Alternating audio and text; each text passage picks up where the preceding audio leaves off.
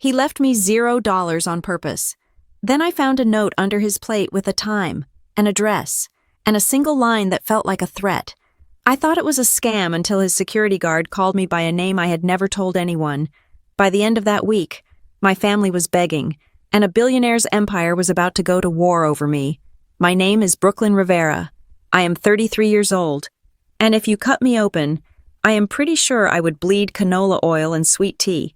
The Gulf View Grill did not just employ me, it consumed me. It was a small, boxy diner perched on the edge of Galveston, Texas, right where the humidity coming off the Gulf of Mexico felt heavy enough to wear like a wet wool coat. The air inside the diner was always thick with the smell of frying catfish and the stale, sugary scent of pancake syrup.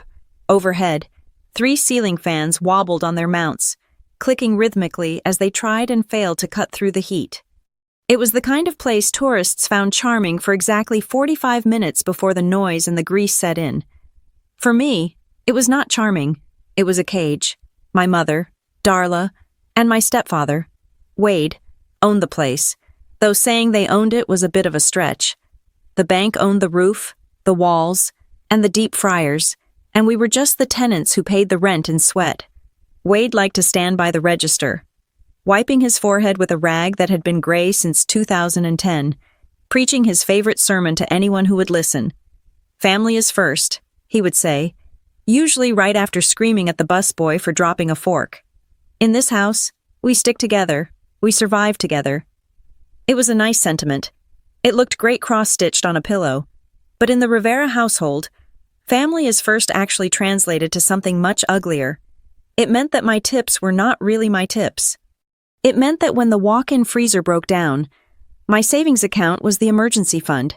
It meant that I was 33 years old, sleeping in a converted garage behind the main house, and working 6 days a week for a paycheck that usually dissolved into the restaurant's operating costs before I could even cash it.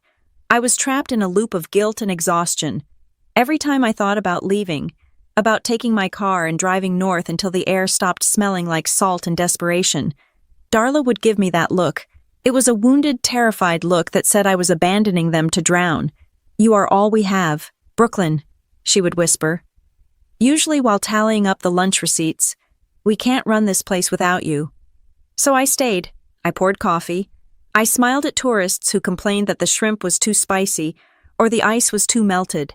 I let the days bleed into one another until I could not tell a Tuesday from a Saturday. The only person who told me the truth was Jessa Miller. Jessa worked as a dispatcher for the county emergency services, which meant she spent 12 hours a day listening to people having the worst moments of their lives. It made her immune to nonsense. She would come in on her lunch break, sitting at the counter in her uniform, watching me scramble to cover 3 sections at once. "You do not owe them a lifetime of labor." "Brooklyn," she would tell me, stabbing at a Cobb salad like it had personally offended her. "They are my parents." "Jessa," I would say, wiping down the counter. "Wade is stressed. The season has been slow. Wade is a leech." She would correct me, her voice low enough that Wade could not hear from the register. "And Darla is too scared to tell him to get a real job. You are the engine of this sinking ship, Brooke. If you stop rowing, they go under. That is not love. That is a hostage situation." I knew she was right.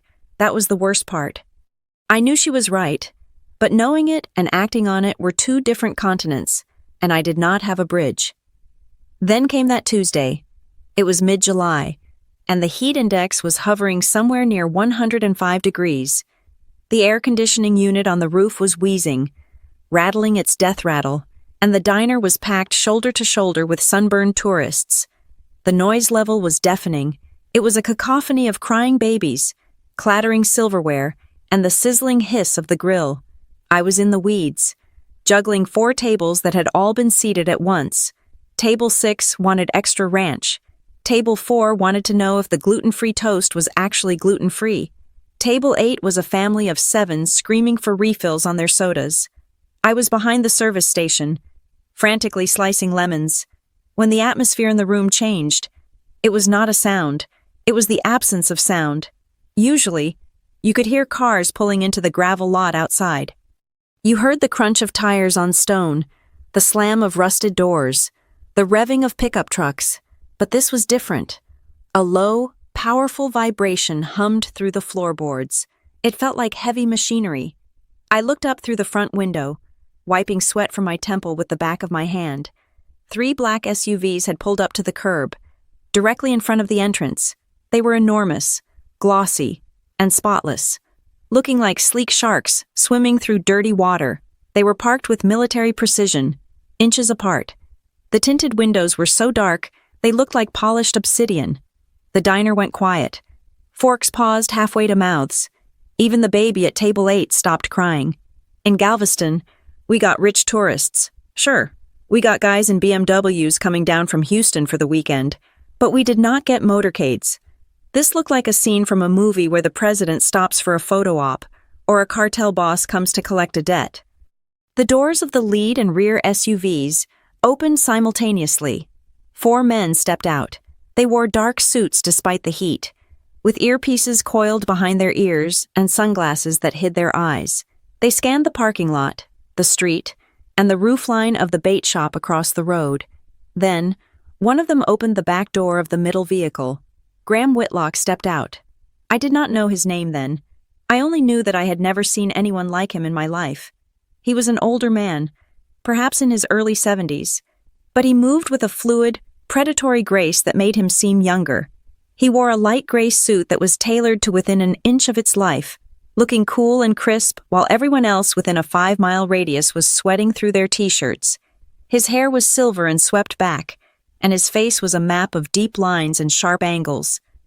He did not look around the parking lot. He did not look at the view of the ocean. He looked straight at the door of the Gulfview Grill. He walked in, and the air inside the diner seemed to drop 10 degrees. 2 of his security guards entered first, taking up positions on either side of the door. The other 2 stayed outside. The man himself walked to the host stand, where Wade was standing with his mouth slightly open, looking like he had just seen a ghost or a winning lottery ticket. "Table for 1, the man said. His voice was not loud, but it carried.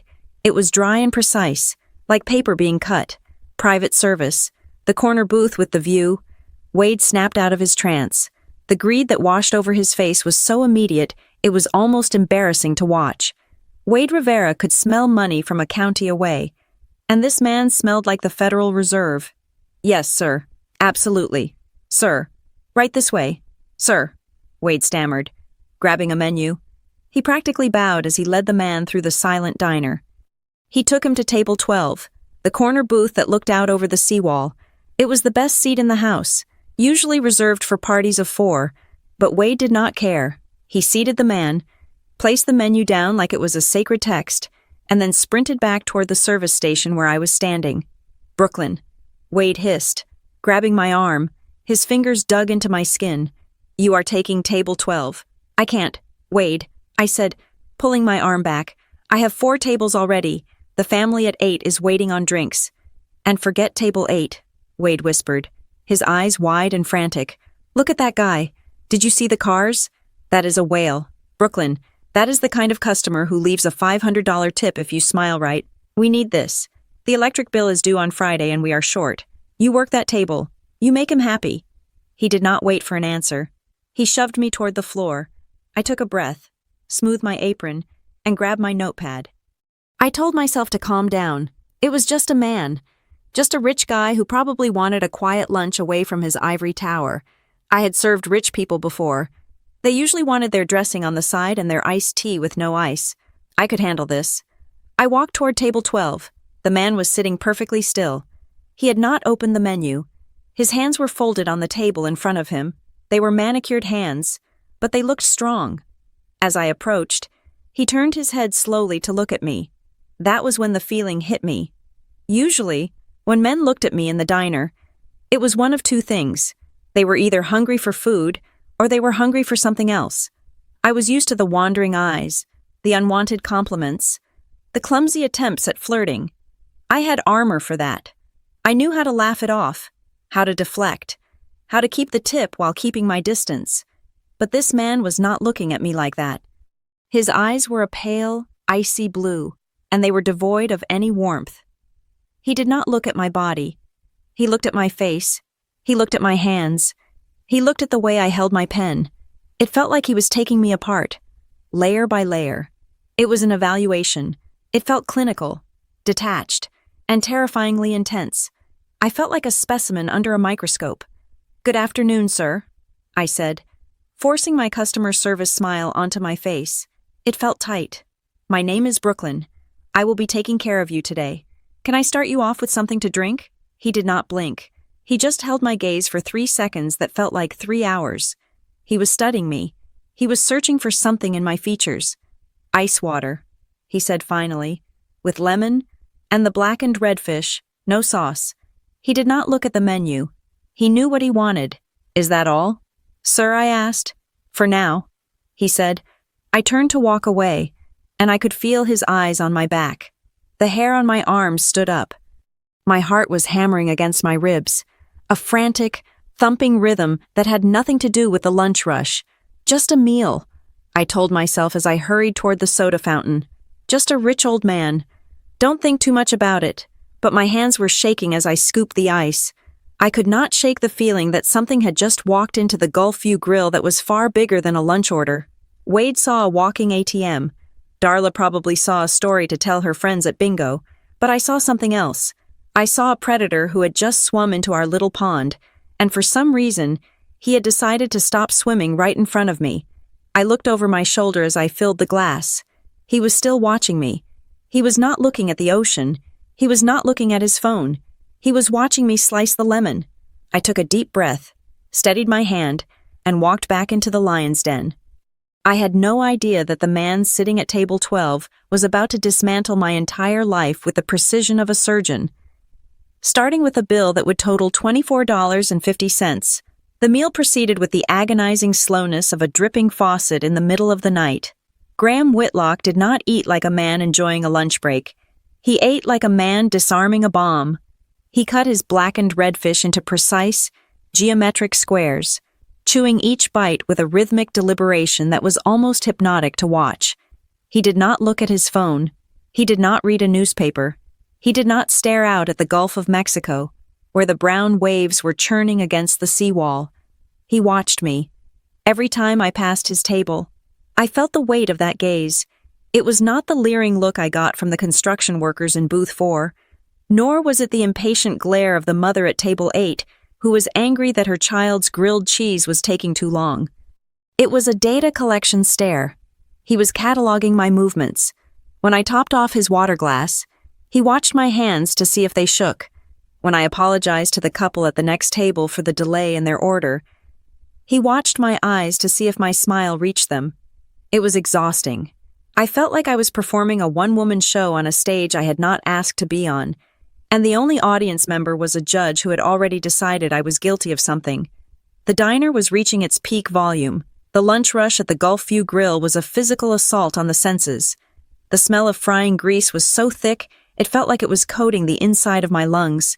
The noise was a solid wall of sound clattering plates, the hiss of the espresso machine, the roar of the deep fryer, and the overlapping conversations of 50 people trying to talk over one another. I was carrying a large oval tray on my shoulder, balanced on my left hand. It was heavy, loaded with 4 Grand Slam breakfasts, 3 large orange juices, and a milkshake that was already starting to weep condensation down the side of the glass. I was moving fast, navigating the narrow aisle between the booths and the center tables, my eyes scanning the floor for dropped napkins or spilled ice.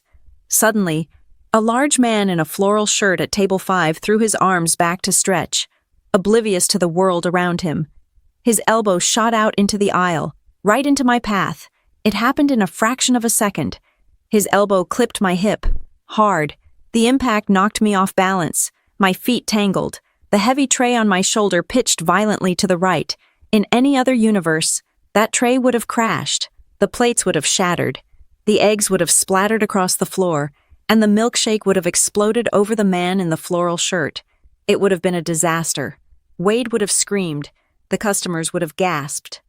I would have spent the next 20 minutes on my hands and knees cleaning up glass and syrup while holding back tears. But that did not happen. My body reacted before my brain even registered the collision. It was pure muscle memory, honed by 15 years of dodging children and drunk tourists. I dropped my center of gravity, bending my knees sharply to absorb the stumble. At the same time, I twisted my left wrist, counterbalancing the tilting tray. I swung my right hand up, catching the edge of the tray just as the milkshake began to slide. I froze. I was in a low crouch, my muscles screaming, the tray hovering at a 45-degree angle. But everything was secure. Not a drop of orange juice had spilled. The man in the floral shirt turned around, blinking. "Oh, excuse me. Darlin'?" he said, oblivious to the catastrophe I had just averted. I exhaled slowly, straightened my legs, and leveled the tray. I forced the tension out of my shoulders and plastered a smile on my face.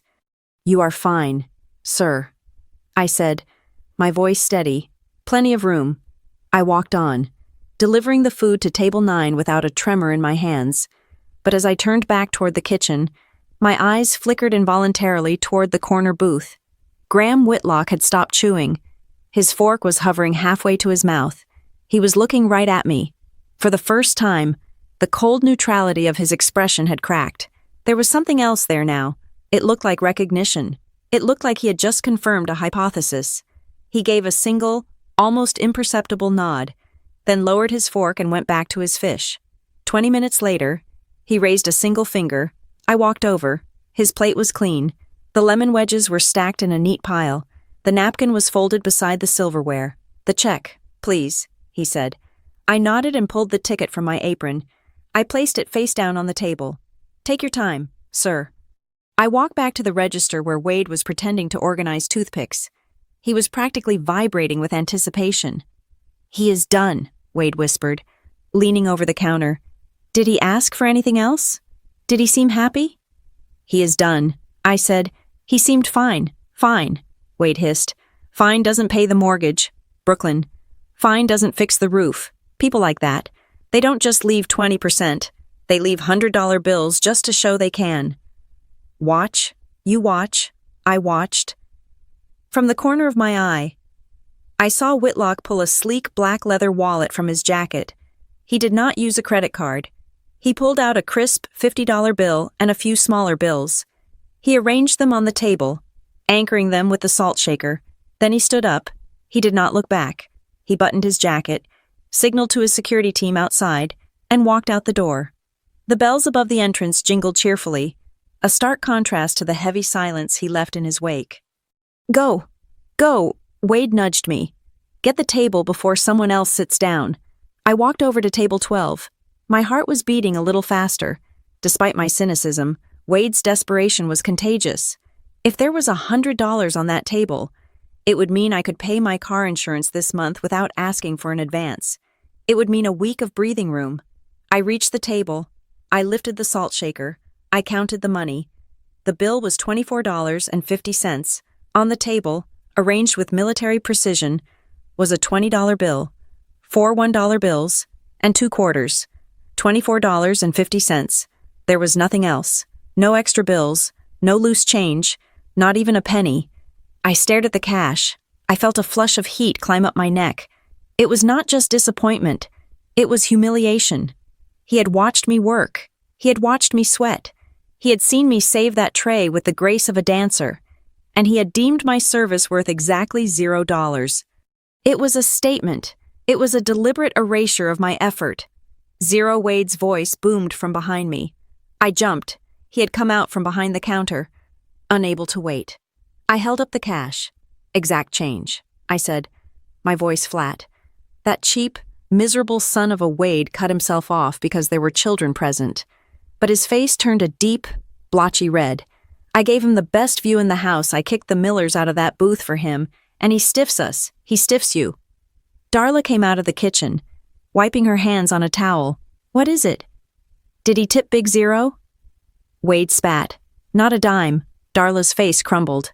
"Well," she said, her voice taking on that familiar tone of martyrdom, "I guess the rich stay rich by stepping on the poor. It figures. Just our luck. Always our luck." I stood there, holding the $24.50, feeling like a fool. I wanted to be angry at them for caring only about the money, but I was angry too. It felt personal. "Just bust the table, Brooklyn," Wade grumbled, turning his back. Turn it over. We need the covers. I swallowed the lump in my throat and nodded. I put the cash in my apron pocket and reached for the empty plate. I was angry. I was tired. I wanted to sweep the dishes into the bin and walk out the back door. I grabbed the edge of the large dinner plate and lifted it up. My breath hitched. There, sitting squarely in the center of the placemat, exactly where the plate had been hiding it, was a piece of paper. It was not a napkin.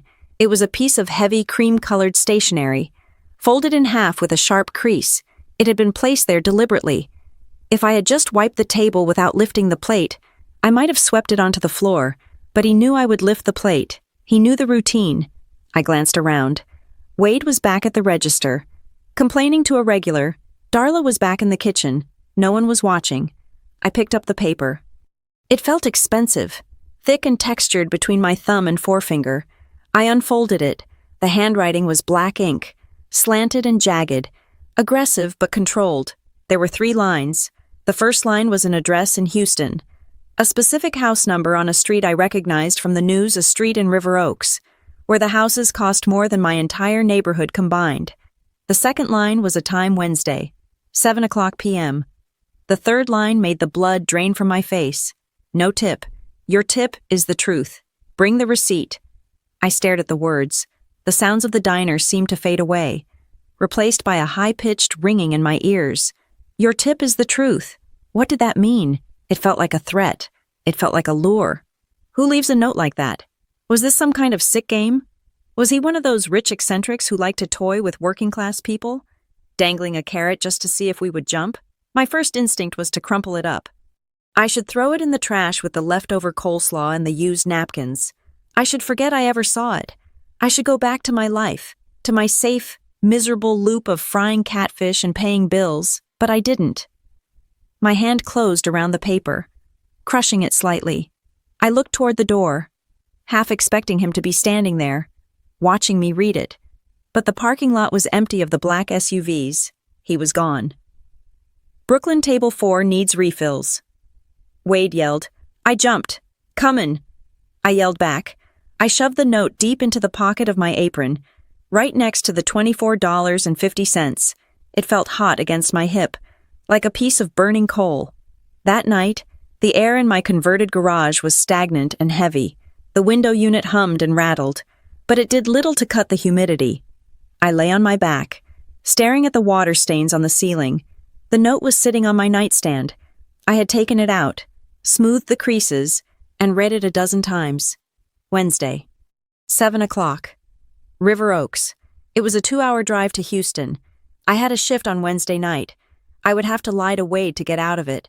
I would have to tell him I was sick, or that the car broke down. Why was I even considering it? It was insane. You do not go to the home of a stranger who leaves cryptic notes and travels with a private army. That is how people end up on the news in the bad way. But then I thought about his eyes. I thought about the way he had looked at me when I caught the tray. He hadn't looked at me like a waitress. He hadn't looked at me like a woman. He had looked at me like I was a puzzle he had just solved. Your tip is the truth about what I rolled over, punching my pillow. I thought about my life. I thought about the grease that never really washed out of my hair. I thought about Darla's guilt trips and Wade's greed. I thought about the emptiness of the last 10 years, the feeling that I was waiting for a bus that was never coming. If this was a scam, what did I have to lose? I had no money to steal. I had no reputation to ruin. But if it wasn't a scam, the phrase echoed in the dark room. Your tip is the truth. It terrified me. It wasn't the promise of money that kept me awake. Money was simple. Money was just math. This was something else. This felt like he knew something about me that even I didn't know. I closed my eyes, but sleep did not come. Every time I drifted off, I saw the black ink on the cream paper. By the time the sun began to bleed gray light through my thin curtains, I knew 2 things for certain. First, I was going to call in sick on Wednesday, and second, I was going to keep that receipt. I sat in the passenger seat of Jess's beat-up Honda Civic, my hands gripping the dashboard as if I could physically hold on to my sanity. The air conditioner was blasting, smelling faintly of vanilla and old fast food wrappers. Outside, the humid Texas afternoon was pressing against the glass, but inside, the temperature was freezing. You cannot go. Jessa said, staring at the note in my lap. She looked at me with wide, serious eyes. Brooklyn, look at me. This is how episodes of true crime podcasts start. You drive to a stranger's house in a city 2 hours away because he left you a cryptic note. No, absolutely not. I ran my thumb over the heavy cream paper. I know how it sounds. Jess, but you did not see him. You did not see the way he looked at me. It was not sexual. It was not creepy in that way. It was calculating. Calculating is worse, Jessa argued, throwing her hands up. Serial killers are calculating. Cult leaders are calculating. Why can't you just ignore it because of what it says? I whispered. Your tip is the truth. What if he knows something? Jessa knows something about what you are a waitress from Galveston. Your life is an open book. You work. You pay Wade's bills. You sleep. There is no mystery here. Brooke, I looked out the window. That was the problem. There was no mystery. Just a long gray line of days stretching out until I died. But the feeling in my gut, that cold prickle I had felt when Graham Whitlock looked at me, told me otherwise. I have to go, I said firmly. Fine, Jessa said, putting the car in gear. Then I am coming with you. I will wait in the car. If you are not out in 10 minutes, I am calling the SWAT team.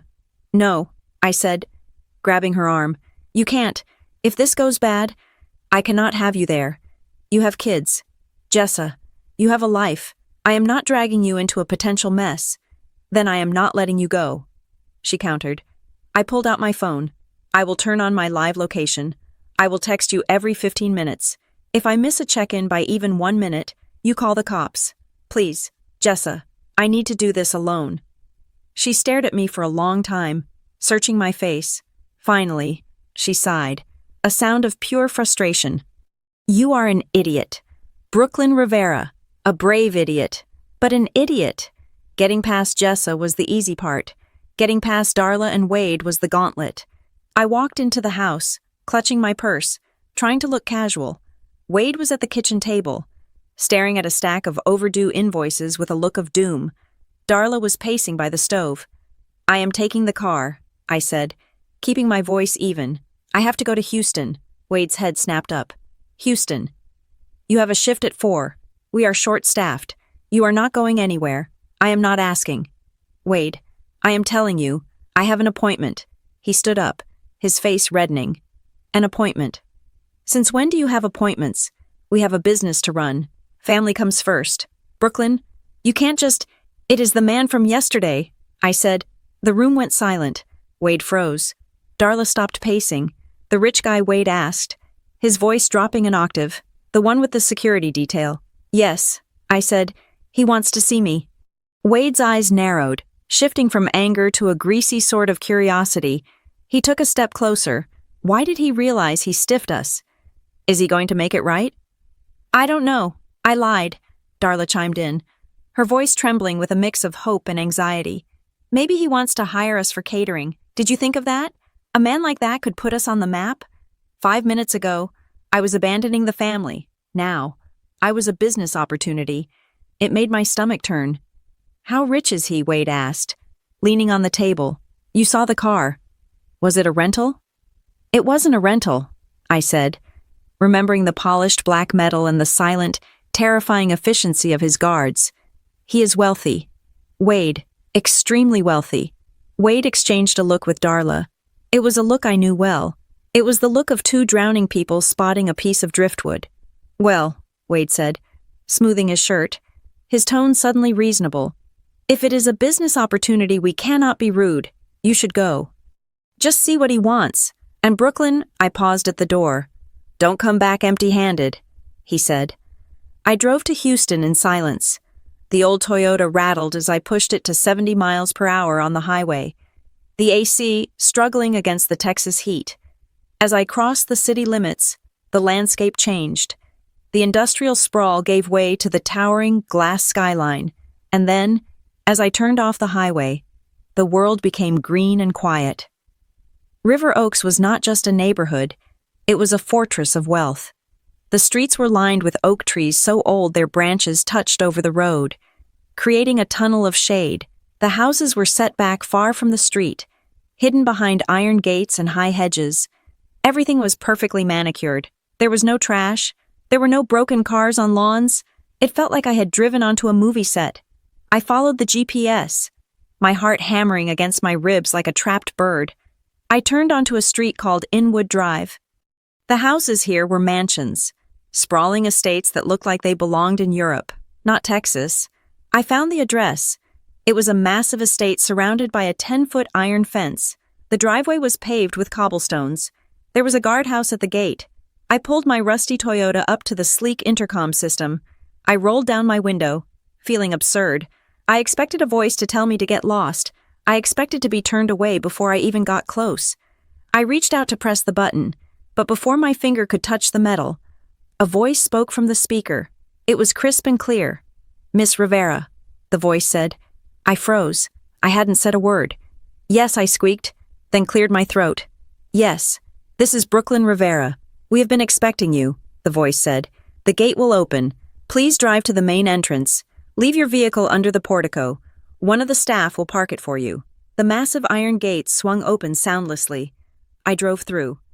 I felt like I was crossing a border into a foreign country where I did not speak the language. The driveway was long, curving past a fountain that was bigger than my entire apartment. The house itself was a white stone monolith, imposing and beautiful. 2 men in suits were waiting under the portico. They looked exactly like the men from the diner. Same earpieces, same lack of expression. I stopped the car and got out. My legs felt shaky. "Keys, please," one of the men said, holding out a hand. I dropped my keys into his palm. He did not sneer at my car or the fading paint on the hood. He treated it with the same professional indifference he would have treated a Ferrari. "Follow me," the second man said. He led me to the massive front doors. They opened before we reached them. Inside, the air was cool and smelled of expensive wood polish and fresh lilies. The foyer was enormous, with a black and white marble floor that shone like glass. The guard led me down a long hallway lined with oil paintings of people who looked severe and important.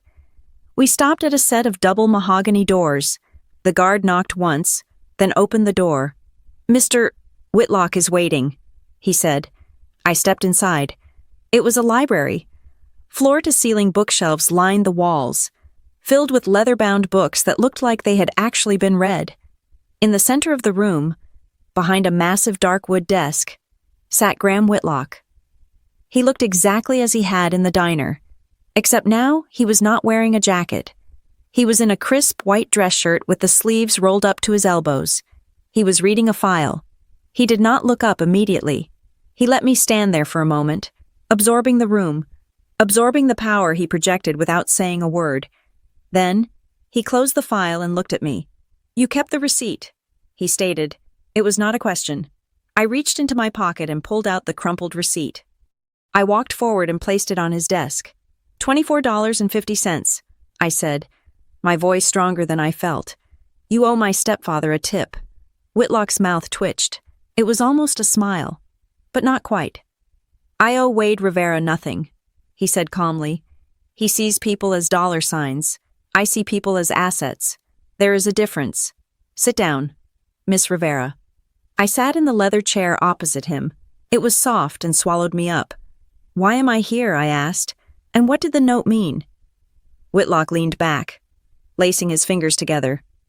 "I own a company called Whitlock Haven Hospitality," he began. "We own 40 luxury properties across the globe, resorts in the Maldives, boutique hotels in Paris, and the Harborcrest Hotel here in Houston." I nodded slowly. I had heard of the Harborcrest. It was the place where celebrities stayed when they came to town. "I do not hire my management trainees from Ivy League schools, Miss Rivera," he continued. "I find that business schools teach people how to read spreadsheets, but they do not teach them how to read people. They do not teach them how to remain calm when a tray of drinks is about to collapse, or how to maintain dignity when a customer is screaming in their face." He paused, his blue eyes drilling into me. "I scout talent in the real world. I look for survivors. I look for people who can handle pressure because they have had no other choice. I watched you yesterday. You have instincts I cannot teach." He slid a folder across the desk. "This is an offer of employment," he said. "You would start in our premium service division. Essentially, you would be handling our most high-value guests. If you survive 6 months, You enter the executive management track at the Harbor Crest. I opened the folder. My eyes scanned the page. When I saw the starting salary, my breath caught in my throat. It was a number that looked like a mistake. It was more money in a year than Wade and Darla made in 5. It included health insurance, dental, a housing allowance. I stammered. This is crazy. You want to pay me this much to be a waitress? No, he said sharply. I want to pay you that much to be my eyes and ears, to solve problems before they happen, to be invisible until you are needed, and indispensable when you are. I looked at the number again. This was my ticket out. This was the escape hatch I'd been praying for. I could leave the diner. I could leave the smell of grease. I could leave the guilt trips. But then, the skepticism crept back in. It was too perfect. Why me, I asked. There are thousands of waitresses in Texas who can balance a tray. Why did you pick me? Whitlock went still. The air in the room seemed to tighten. He leaned forward, his elbows resting on the desk. He looked at my hands, which were resting on my lap. Specifically, he looked at my left wrist. I was wearing a cheap silver watch with a wide band. I always wore it. I never took it off in public. He pointed a finger at my wrist. On your left wrist, he said softly. Under that watch, there is a scar. My blood ran cold. I instinctively covered my left wrist with my right hand. Excuse me, I whispered. A scar, he repeated, shaped like a crescent moon with a jagged tail. You have had it since you were little. Correct, I stood up. The chair scraped loudly against the floor. Panic was rising in my chest, hot and fast. How do you know that? I demanded. My voice was shaking. I have never told anyone about that, not even my friends. Only Darla and Wade knew. And they only knew because they had seen it when I was a baby. I had hidden it my whole life. It was ugly. A raised keloid mark that looked like I had been branded. Whitlock did not stand up. He remained seated, watching my reaction with that same clinical intensity. Sit down. Brooklyn, he said. I am leaving, I said, backing toward the door. You are stalking me. This is sick. I am not stalking you, he said, his voice dropping to a low, commanding register. I am offering you a chance to understand who you are. He opened a drawer in his desk and pulled out a single sheet of paper. He slid it across the desk next to the job offer. This is a non-disclosure agreement, he said. It states that anything you see, hear, or learn within this house or my company remains strictly confidential. I stopped moving. My hand was on the doorknob. Why would I sign that? I asked. Because you want to know how I know about the scar, he answered, and because deep down, you have always known that the story of your life has missing pages. I stared at him. He was right. I had always felt it, a sense of displacement, a feeling that I was a puzzle piece jammed into the wrong box. I walked back to the desk slowly. My heart was pounding so hard I could hear it in my ears. I looked at the NDA. Then I looked at the job offer. Then I looked at the man who knew the secret of my skin. If I sign this, I said, you will tell me the truth. He picked up a heavy fountain pen and held it out to me. I will tell you enough to start, he said, but I will warn you. Brooklyn, the truth is not a gift. It is a weapon. He looked me dead in the eye, and his next words sent a shiver down my spine that had nothing to do with the air conditioning. If you want the truth, you will need to survive the storm it brings. I took the pen. My hand was trembling, but I signed my name. The Harbor Crest Hotel did not smell like canola oil. It smelled of white tea, bamboo, and the terrified sweat of 300 employees trying to remain invisible. Transitioning from the Gulfview Grill to the Harbor Crest was like stepping out of a go-kart and into the cockpit of a fighter jet. At the diner, the rule was simple. Get the food to the table before it gets cold. Here, the rule was the platinum standard. Every movement was choreographed. Every phrase was scripted. We did not say no. We said, allow me to explore an alternative for you. We did not fix problems. We curated solutions. My official title was Guest Experience Associate. But that was just corporate speak for a problem solver in a tailored suit. The uniform was sharp, a navy blazer, a pencil skirt, and a silk scarf tied with a knot that took me 3 YouTube tutorials to master. The work was brutal, but not in the way digging ditches is brutal. It was a mental siege. I had to memorize the preferences of 200 VIP guests. Mr. Henderson in Suite 402 is allergic to feather pillows. Mrs. Roth in the penthouse requires her coffee at exactly 6:15 in the morning, and it must be at 180 degrees. But the hardest part wasn't the work, it was the target painted on my back. Graham Whitlock had set me up with a corporate apartment and a car service. Every morning, a black sedan dropped me off at the employee entrance. I tried to tell the driver to stop a block away, but he refused, citing Mr. Whitlock's protocols. Every morning, I stepped out of a luxury car in front of line cooks and housekeepers who had taken 2 buses to get to work. They hated me. I didn't blame them. In the locker room, conversations would die the second I walked in. I heard the whispers. "Here comes the princess." Someone would mutter, "I heard she didn't even interview. Must be nice to have a sugar daddy on the board." I kept my head down. I focused on the knot in my scarf. I told myself I was there to work, not to make friends. But the isolation stung. My direct manager was a man named Derek Shaw. Derek was in his late 40s, with hair so gelled it looked bulletproof, and a smile that never reached his eyes. He was the director of guest services, and he looked at me like I was a ticking bomb he couldn't defuse.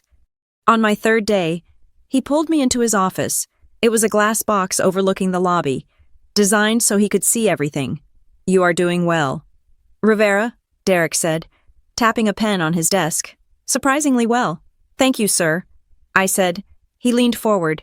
His eyes were hard. "Let us cut the corporate act for a second. I have been in this industry for 20 years. I started as a bellhop. I clawed my way up. You walked in off the street into a senior associate role because the chairman made a phone call." He paused, waiting for me to flinch. I didn't. "I'm not saying you are incompetent," he continued, "but in this building, you are a ghost. You have no history, no references, just a direct line to Graham Whitlock. So I have to ask, are you actually good at this job? Or are you just protected?" I looked him dead in the eye. "I survived 10 years of lunch rushes at a tourist trap in Galveston with a broken AC and a fryer that caught fire once a week. Mr. Shaw, I can handle a missing towel in a penthouse." Derek stared at me for a long moment. Then, he gave a short, dry laugh. "We will see," he said. "We have the Tech Energy Gala tonight. 500 guests, senators, oil tycoons. If you survive that without running crying to Mr. Whitlock, I might stop checking your timesheets." I didn't run crying. I ran the floor. The gala was a nightmare wrapped in silk. At 7 o'clock, the main ballroom was a sea of tuxedos and gowns. The air was thick with perfume and ego. I was stationed at the VIP concierge desk, handling last-minute requests. At 8:30, disaster struck. A frantic server came running up to me. Her face was pale. The seating chart. She hissed. The tablet crashed. "We don't know where the senator's wife is supposed to sit, and she is walking in right now." I looked at the digital display. It was black. The backup system was rebooting, which would take 5 minutes. 5 minutes was an eternity. I didn't panic. I didn't call Derek. I remembered the briefing packet I had memorized in the car that morning. Senator Vance, table 12, next to the crude oil lobbyist but away from the renewable energy CEO. I walked straight onto the floor. I intercepted the senator's wife with a glass of champagne before she could even look for her name card. "Mrs. Vance," I said, smiling like she was my oldest friend. "You look stunning. The senator is already asking for you. We have reserved the best seat in the house, right by the center floral arrangement. Allow me." I guided her to table 12, smooth as water. She never knew the system was down. She never knew she was seconds away from a diplomatic incident. By the end of the night, I had reorganized the coat check line to cut wait times by 50%, caught a busboy trying to sneak out with a bottle of expensive scotch, and personally walked a drunk oil tycoon to his limo before he could start a fight. When the lights came up at 2 in the morning, Derek Shaw walked past me. He didn't smile. He didn't high-five me, but he nodded. "Good save on table 12, he said. That was all I got. It was enough. But while I was winning small battles on the floor, the war was starting upstairs.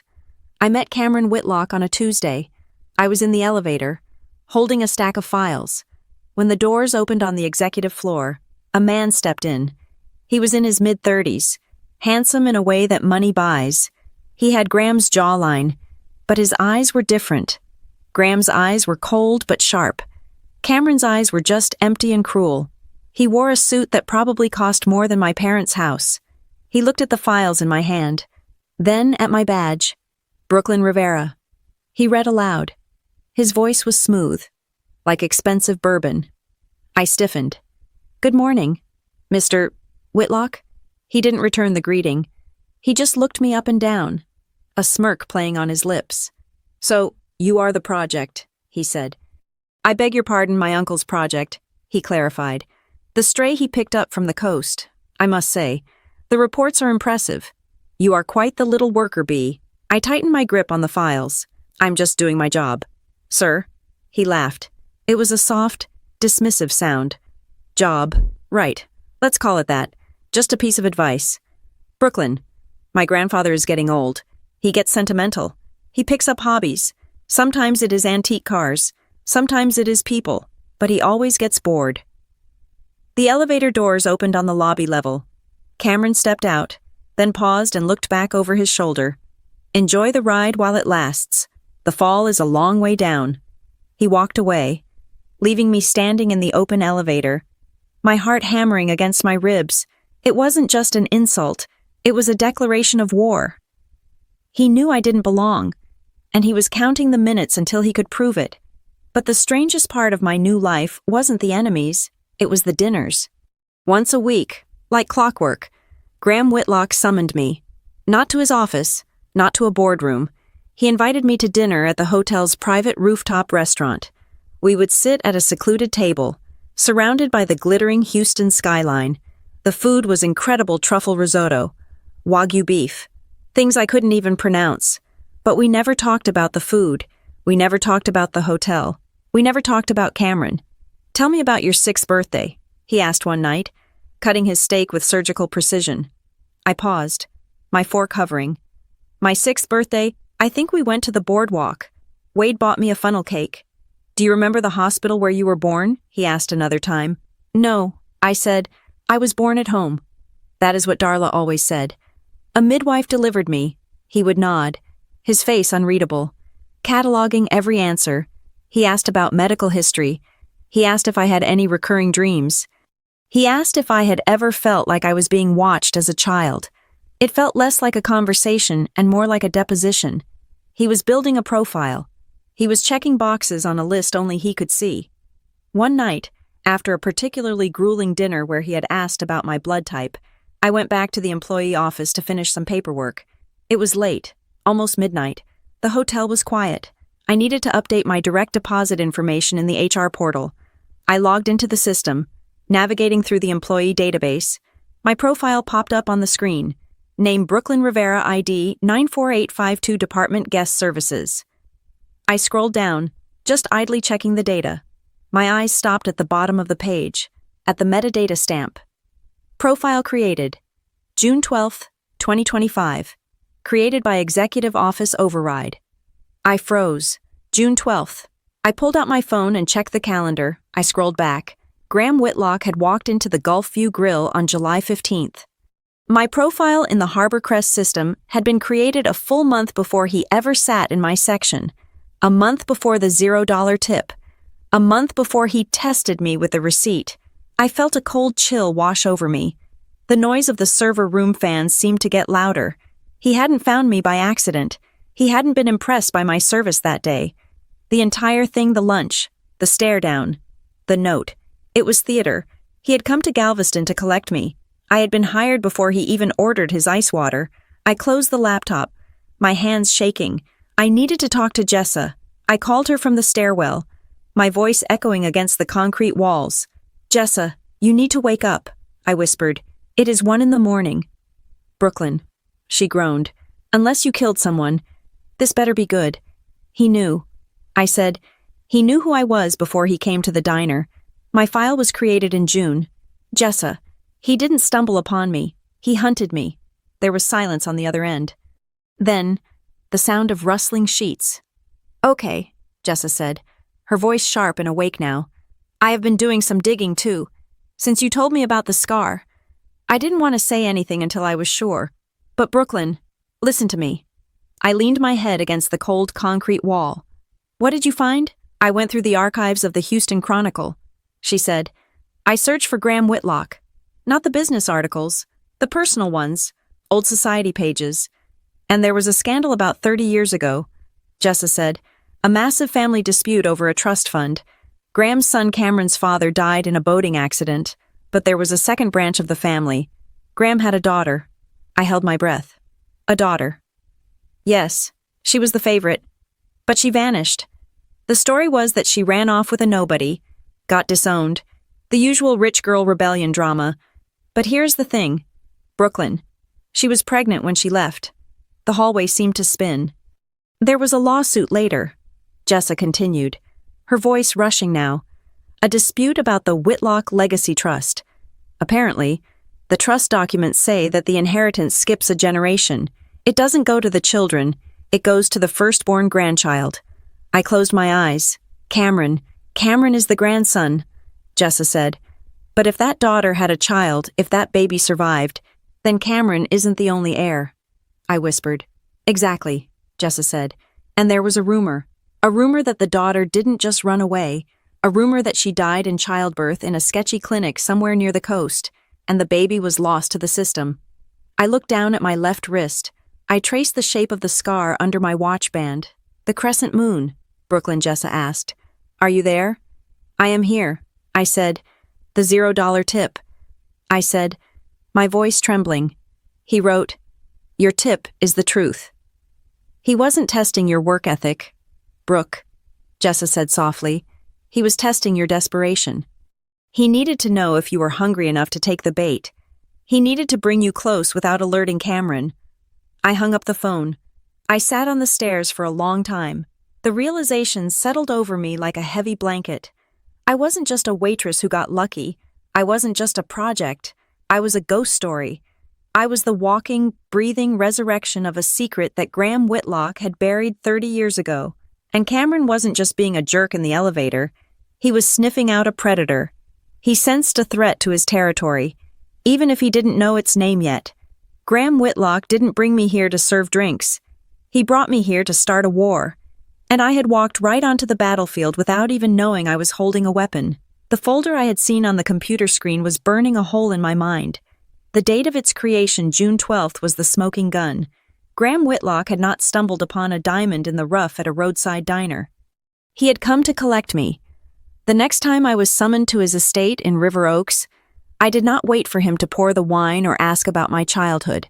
I walked into his study, the heavy oak doors closing behind me with a seal-like thud, and I remained standing. You knew, I said.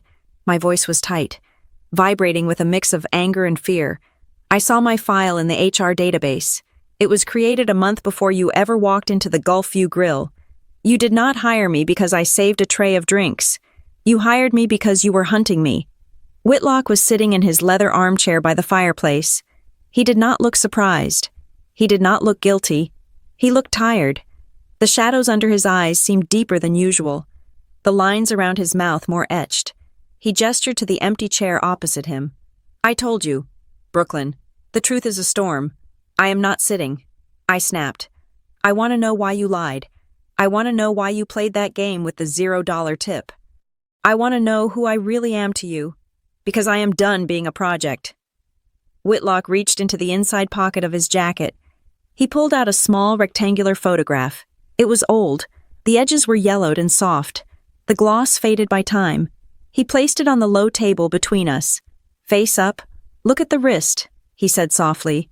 I stepped forward, reluctant but compelled. The photo was a candid shot, taken perhaps 30 years ago. It showed a young woman laughing.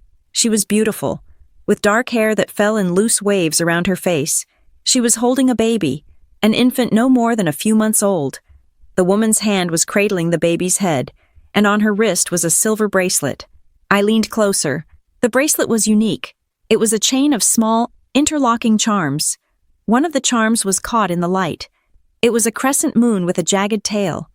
My hand flew to my own wrist, covering the scar I had hidden for 33 years. The shape was identical. The scar was not a birthmark. It was an injury, a brand left by metal pressing too hard into soft, infant skin. "That is my daughter. Evelyn," Whitlock said.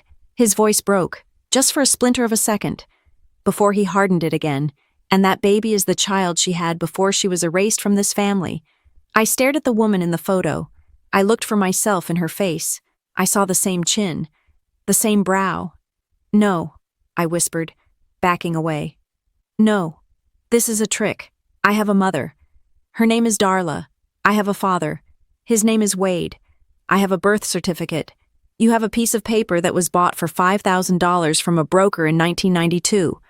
Whitlock stated. He did not raise his voice. He spoke with the flat, brutal cadence of a judge reading a verdict. My daughter did not run away. Brooklyn, she was struggling. She was vulnerable. She sought help outside the family because she was proud and because she was afraid of my judgment. She entered a facility that promised support for young mothers. Instead, they specialized in redistribution. He stood up then, leaning heavily on his cane. They told us the baby died. They told us there were complications. By the time we investigated, the facility was closed. The records were burned. The staff had vanished. For 30 years, I believed my granddaughter was dead. He looked at me. His eyes were wet. But then, 6 months ago, a private investigator found a thread, a nurse who wanted to clear her conscience before she died. She gave us a list of names. Not the names of the children, but the names of the people who bought them. He took a step toward me. One of the couples on that list was Wade and Darla Rivera of Galveston, Texas. I felt the room tilting. I grabbed the back of the leather chair to steady myself. "That is a lie," I said, but my voice lacked conviction. "It is a coincidence." "Is it?" he asked. "Look at the scar." "Brooklyn, that bracelet was a custom piece. I designed it for Evelyn myself. You were wearing it when you were taken. It must have dug into your arm." I shook my head. Denial was a reflex. It was the only thing keeping me from shattering. "I want proof." I said, "Real proof. Not stories, not photos." Whitlock nodded. He pressed a button on his desk phone. "I expected that," he said. The study door opened. 2 people walked in. They were not servants. They were doctors, wearing white coats and carrying medical cases. 2 independent laboratories. Whitlock explained. One is the head of genetics at the medical center. The other is from a private forensic firm in Switzerland. They will take samples now. They will process them separately. Neither knows the other is testing you. I looked at the needles. I looked at Whitlock. "If I do this," I said, "and it comes back negative, I walk away. I keep the job. I keep the money. But you never speak to me about this again." "And if it comes back positive?" he asked. I swallowed hard. "Then I listen." The next 48 hours were a blur of anxiety. I went to work. I smiled at guests. I dealt with a flooded bathroom on the 4th floor and a lost poodle in the lobby, but my mind was in that study. I looked at myself in the mirror in the employee restroom, tracing my features. Did I look like Darla? I had always assumed I took after a distant relative. I was taller than her. My eyes were different. On Friday evening, I was summoned back. The doctors were gone. It was just Whitlock and a thick envelope sitting on the desk. He did not make me wait. He handed me the envelope. "Read it," he said. I tore open the seal. My hands were shaking so bad I almost ripped the paper inside. I pulled out 2 documents. They were full of charts, markers, and alleles scientific jargon I did not understand. But I understood the summary at the bottom of both pages. Probability of paternity, grandpaternity, 99.99. Conclusion, biological relationship confirmed. The paper slipped from my fingers and drifted to the floor. I sank into the chair. The air left my lungs. It was true. The grease, the diner, the endless demands for money from Wade, the guilt trips from Darla. It was all built on a lie. They hadn't saved me. They had bought me.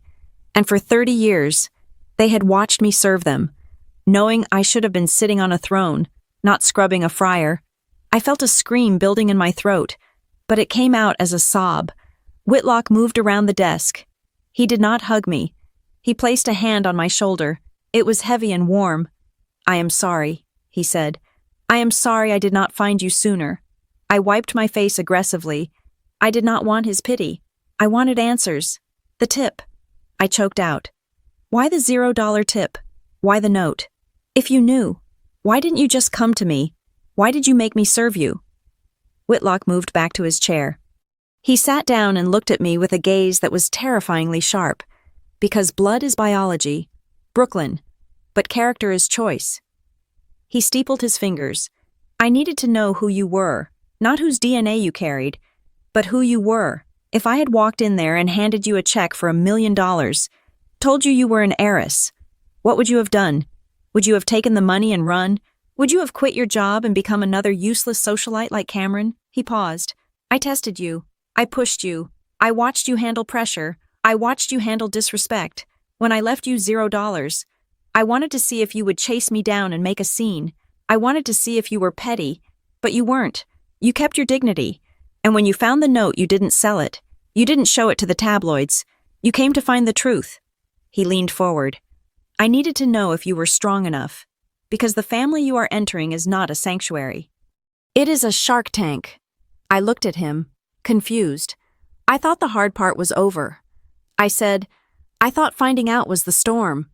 Whitlock shook his head slowly. A grim smile touched his lips.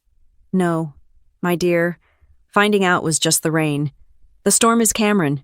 He opened a drawer and pulled out a leather-bound document. It looked ancient and official. Everyone thinks Cameron is the heir. Whitlock said, he sits on the board. He acts like he owns the city. He believes that when I die, the Whitlock Haven Empire becomes his personal playground. He tapped the document, but Cameron is forgetting the terms of the original family trust. My father was a superstitious man. He did not trust sons. He believed sons became lazy.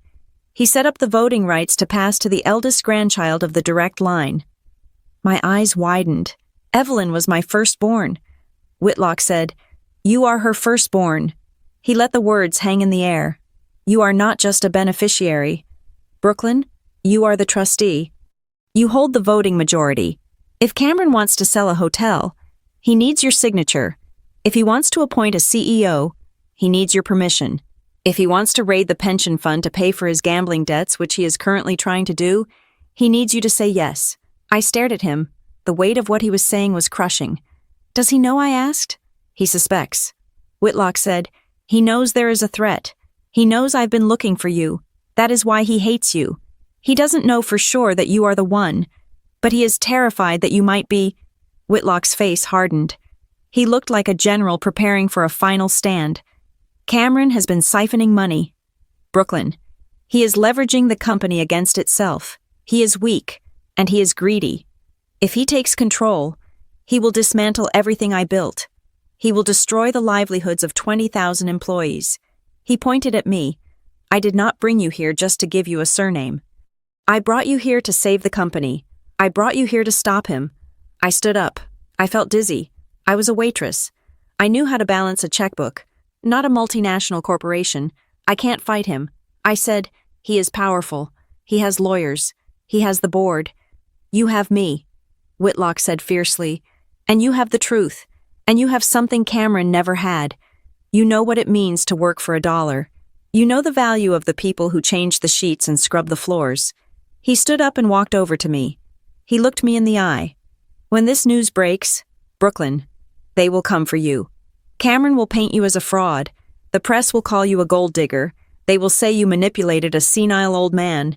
You will hear people call you a thief 1,000 times a day. He placed his hands on my shoulders. But remember this, you are not taking anything that isn't yours.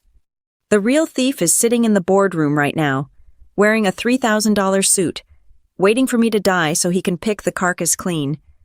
Are you ready to go to war? Brooklyn. I looked down at the DNA results on the floor. I thought about Wade and Darla, counting my tips. I thought about Cameron in the elevator, telling me the fall was a long way down. I thought about the scar on my wrist, the mark of a life that was stolen from me before I could even speak. I looked up at my grandfather. I picked up the papers. I folded them neatly. I am not going to war. I said, my voice steady for the first time. I am going to work. Tell me what I need to do. Driving back to Galveston felt like driving backward in time. The sleek, air-conditioned silence of the Whitlock estate faded into memory. replaced by the humid, salty grit of the coast. When I pulled into the gravel lot of the Gulfview Grill, the smell hit me first. It was that familiar, suffocating mixture of old fryer oil and low tide. For 33 years, that smell had meant home. Now, it smelled like a crime scene. I walked through the back door. The kitchen was in its usual state of controlled chaos. The dishwasher was leaking, and the line cook was shouting about a shortage of shrimp.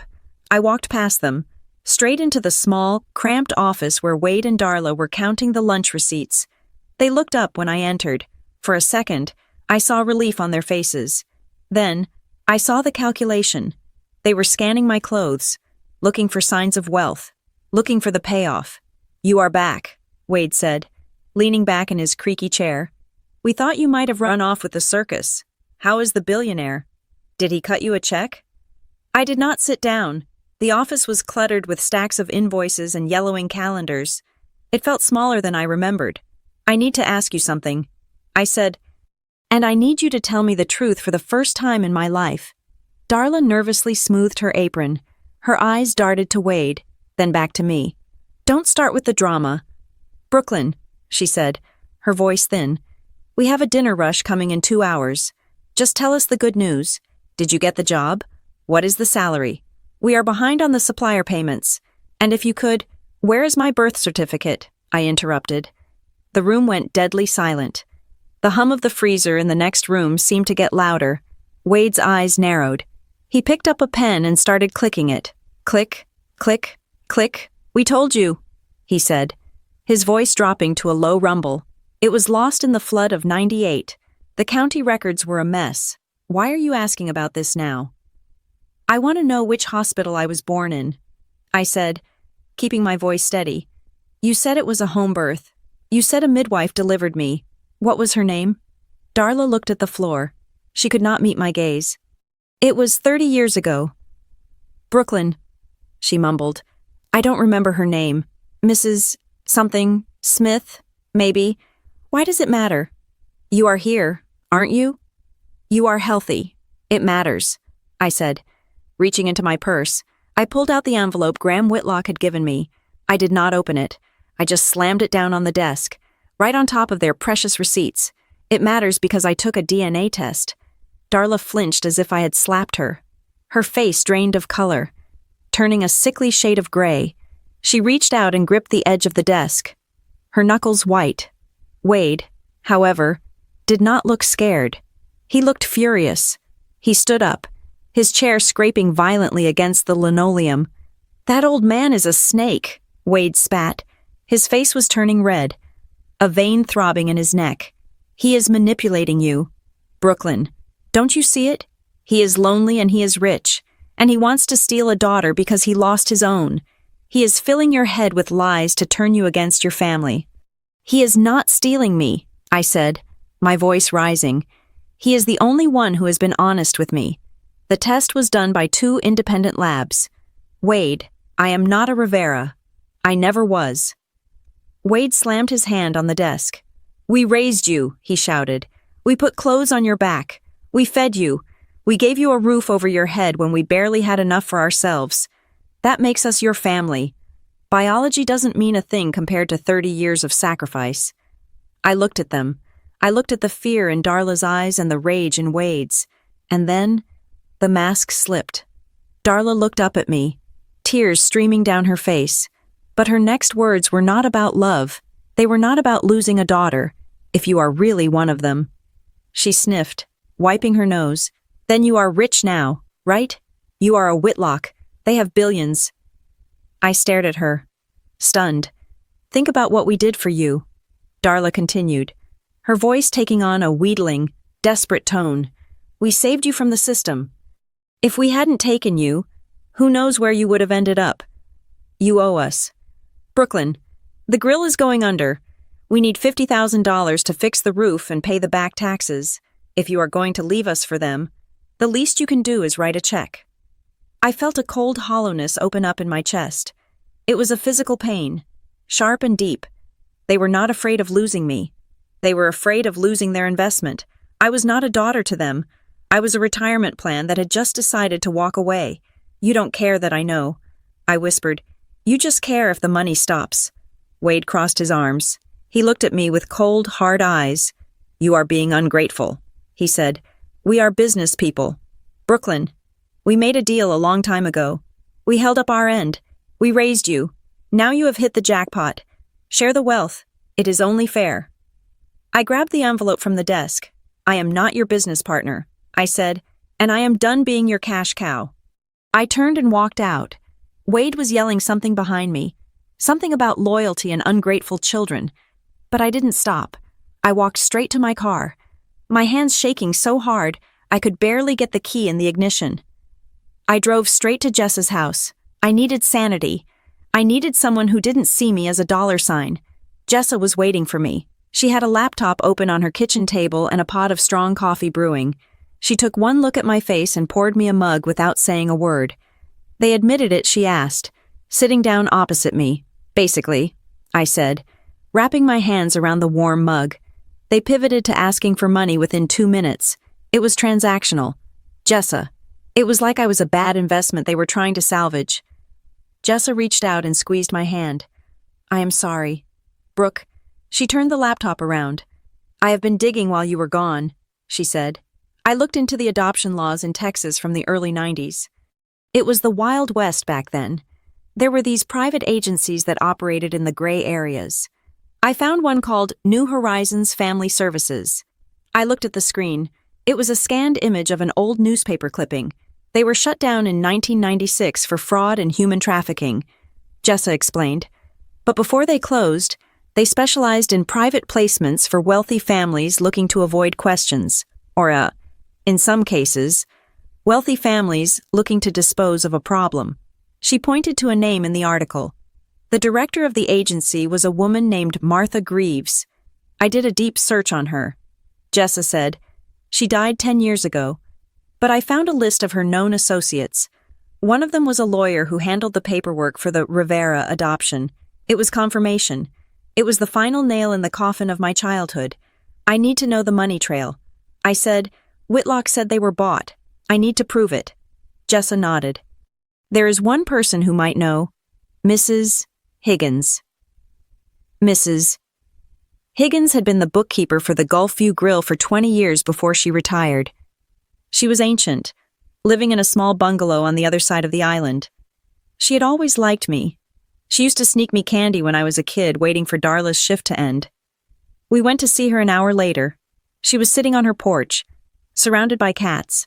She squinted at me through thick glasses. Brooklyn, she rasped. Lord, child, you look like you have seen a ghost. I sat on the steps beside her. Mrs. Higgins, I need to ask you about the books. From 1992, the year I was born. She frowned, her wrinkled hands stroking a gray cat. 1992. That was a hard year. The oil bust was still hurting everyone. The grill was nearly bankrupt. Wade was talking about selling the fryers. And then I prompted, and then a miracle happened, she said, her eyes drifting to the horizon, or that is what Wade called it. Around November of that year, suddenly, there was cash. How much cash, I asked. A lot, she said. Enough to pay off the banknote. Enough to replace the roof. I remember asking Wade where it came from. I was the bookkeeper. I needed to know how to log it. What did he say? He told me to log it as consulting revenue. She chuckled dryly. Consulting. Wade Rivera couldn't consult his way out of a paper bag. But he was the boss. I did what I was told, but I remember the deposit slip. It was a cashier's check. $50,000. $50,000 in 1992. That was a fortune. It was the price of a house. It was the price of me. I thanked Mrs. Higgins and walked back to Jessa's car. I felt sick, but I also felt clean. The truth was ugly, but it was solid. I wasn't crazy. I wasn't ungrateful. I was a product that had been sold to cover a bad debt. I went back to the grill one last time. It was late now. The dinner rush was over. Wade and Darla were cleaning up. I walked in the front door. They looked up. Hopeful again. They probably thought I had come back to write that check. I spoke to Mrs. Higgins. I said, I know about the $50,000. Darla dropped a stack of plates. They shattered on the floor. A loud, jagged crash that echoed through the empty diner. Wade stopped wiping the counter. His face went from red to a dangerous, pale white. "You are digging graves." "Brooklyn," he warned, "I am digging up the truth." I corrected, "You didn't adopt me out of the kindness of your hearts. You were paid. You were paid to take a problem away from a wealthy family, and you used that money to save this restaurant." Darla started to cry again. But this time it was different. It was the weeping of someone who had been caught. "We loved you," she sobbed. "We did love you. The money was just we had to survive." I looked at her. I believed that, in her own twisted way. She did love me. But she loved her survival more. "I am leaving," I said. "I am moving to Houston. I am taking the job. And I am taking my life back. Do not contact me. Do not ask me for money." I turned to go. "If you walk out that door," Wade's voice boomed, stopping me in my tracks. "If you walk out and leave us with nothing, I will go to the press." I turned back slowly. "Excuse me, I will call the Houston Chronicle," Wade said, a sneer curling his lip. "I will tell them everything, but not your version. I will tell them that the poor waitress from Galveston seduced a senile billionaire. I will tell them you abandoned your sick, elderly parents who sacrificed everything for you. I will paint you as the biggest gold digger in Texas history." He took a step toward me. "How will that look to your new fancy friends? How will that look to the board of directors? You think they will accept you when you are splashed all over the tabloids as a fraud?" I looked at him.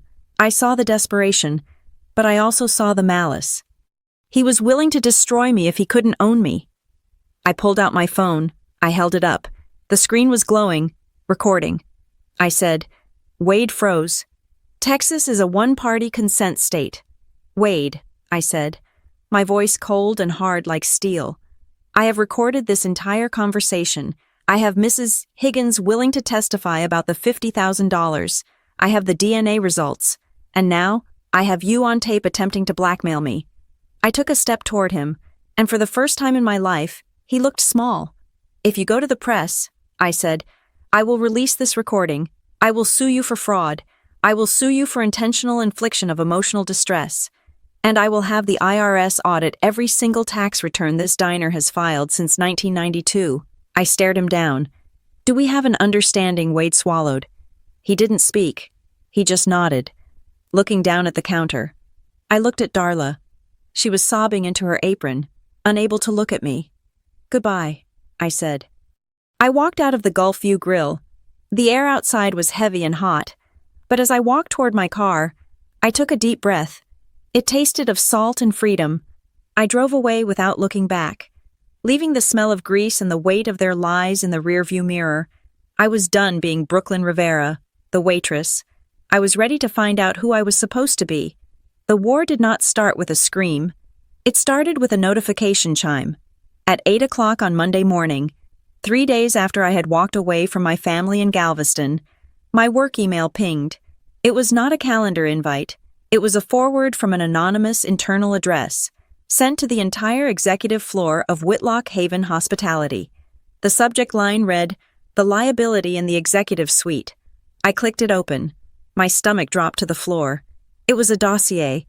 It contained photos of me serving tables at the Gulf View Grill, looking sweaty and exhausted. It had a scanned copy of my high school transcript, which was average at best. And then, there was the narrative. It described me not as a trainee, but as a senile man's vanity project. It insinuated that my relationship with Graham Whitlock was inappropriate. It questioned my mental stability, citing sources close to her family who claimed I had delusions of grandeur. Wade, he had not gone to the press yet, but he had clearly found a way to feed information to Cameron. I walked down the hallway toward my office. The atmosphere had shifted. The polite nods from the administrative staff were gone, replaced by averted eyes and hushed whispers. I felt like a virus that had breached the sterile environment of the headquarters. I reached my desk. Derek Shaw was standing there, looking grim. "You need to see the board schedule," he said. Not making eye contact, I looked at the digital display. An emergency meeting had been added for 10 o'clock.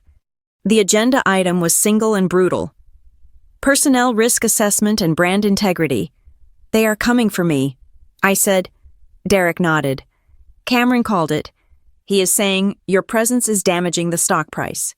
He says the rumors are spooking the investors. I straightened my blazer.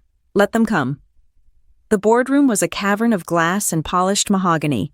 Cameron Whitlock sat at the head of the table, looking like a shark in a three-piece suit. He was surrounded by his faction 3 board members who nodded every time he exhaled. Graham Whitlock was there too. He sat on the right, looking paler than I had ever seen him. His hands were resting on the table, trembling slightly. Cameron did not waste time. "We are facing a crisis of confidence," he began, his voice smooth and projecting false concern. "We are a luxury brand. Our reputation is built on pedigree and excellence. We cannot have our management structure compromised by experimental hiring practices." He slid a file across the table. "Miss Rivera lacks the education, the experience, and the temperament for this role, and now, with these humiliating leaks regarding her background, she has become a liability. I move for immediate termination." I stood up. I did not ask for permission. "My background is not a liability," I said, my voice cutting through the room. "It is the reality of the people who actually run your hotels. I know what it costs to launder a sheet. I know how long it takes to turn a room. You sit in this tower and look at spreadsheets. I look at the work." Cameron sneered. "That is a charming speech for a union rally." "Miss Rivera, but this is a boardroom. We deal in profit, not sentiment." "Enough," Graham Whitlock said. Graham tried to stand. He placed his hands on the table and pushed himself up. "She stays," Graham commanded. His voice was raspy.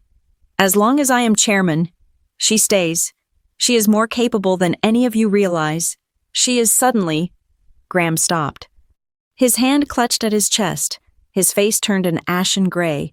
He swayed, his knees buckling. "Mr. Whitlock," I screamed, rushing toward him. He collapsed back into his chair, gasping for air. The room erupted into chaos. Someone shouted for a medic. Cameron stood up, but he did not look devastated. For a split second, I saw a flash of something else in his eyes. Opportunity. The paramedics arrived in 6 minutes. As they wheeled Graham out on a stretcher, he gripped my hand. His skin was cold. "Hold the line," he whispered. Then he was gone. The ambulance sirens fading into the Houston traffic. The meeting was adjourned, but the damage was done. Graham was in the hospital, incapacitated. My shield was gone, and Cameron was now the acting chairman. By Wednesday, the sabotage went from whispers to warfare. I arrived at my office to find Derek waiting for me again. This time, he looked angry. "Did you authorize the cancellation of the Vertex Tech Summit contract?" he asked. I frowned. "What, no? That is our biggest event of the quarter. It is worth $2 million in revenue." Derek spun his laptop around. "An email was sent from your account at 2 o'clock this morning," he said. "It informed the client that we were overbooked and could not honor the reservation. They are furious. They are threatening to sue." I stared at the screen. It was my email signature. It was my phrasing. But I had been asleep at 2 o'clock. I did not send this. I said, "Someone hacked my account." Derek looked skeptical. "It says the login came from your IP address. Brooklyn." I felt the walls closing in. This was not just a smear campaign anymore. This was a frame job. They were manufacturing cause for dismissal. If I lost the job for negligence, I would lose credibility. If I lost credibility, revealing my identity as the heir would look like a desperate lie to save my skin. "I need the server logs." I said, "You need a lawyer," Derek replied. "Cameron has already called legal. He is preparing a motion for gross incompetence." I walked out of the office. I needed air. I needed to think. I took the elevator down to the basement archives, a place where no one went. I sat on a stack of old banquet chairs, my head in my hands. I was fighting a ghost. I could not fight digital signatures and invisible enemies. A door opened. I stiffened, expecting security to escort me out. It was not security. It was Marianne Klein. Marianne was the chief financial officer of Whitlock Haven. She was a woman of steel, known for her sharp bob haircut and her ability to make grown men cry over budget variances. We had never spoken more than 2 words to each other. She walked over and stood in front of me. She was holding a tablet. "You look like you're about to fold," she said. I looked up. They forged my signature. "Marianne, they are deleting me." She nodded. "I know. I saw the timestamps." The email was sent while the security system shows your badge was logged out of the building, but Cameron's IT guys forgot to check the physical access logs. "Why are you telling me this?" I asked. Marianne sat on a box of files next to me. "I worked for Graham for 20 years. She said, "I respect him. He built this company on service. Cameron thinks this company is his personal ATM. I hate nepotism. Brooklyn, I hate watching entitled boys break things they did not build." She tapped the screen of her tablet. "I have been watching you. You work harder than anyone on that floor. You actually care if the guests are happy. That matters to me." She handed me the tablet. "So, if you are going to fight him, stop using a butter knife. Use a bazooka." I looked at the screen. It was a spreadsheet. Rows and rows of numbers. "What is this?" I asked. Marianne pointed to a highlighted column. "These are vendor payments approved by Cameron over the last 18 months, she explained. "They are going to a company called Aurora Holdings for consulting services and renovation logistics." I scanned the numbers.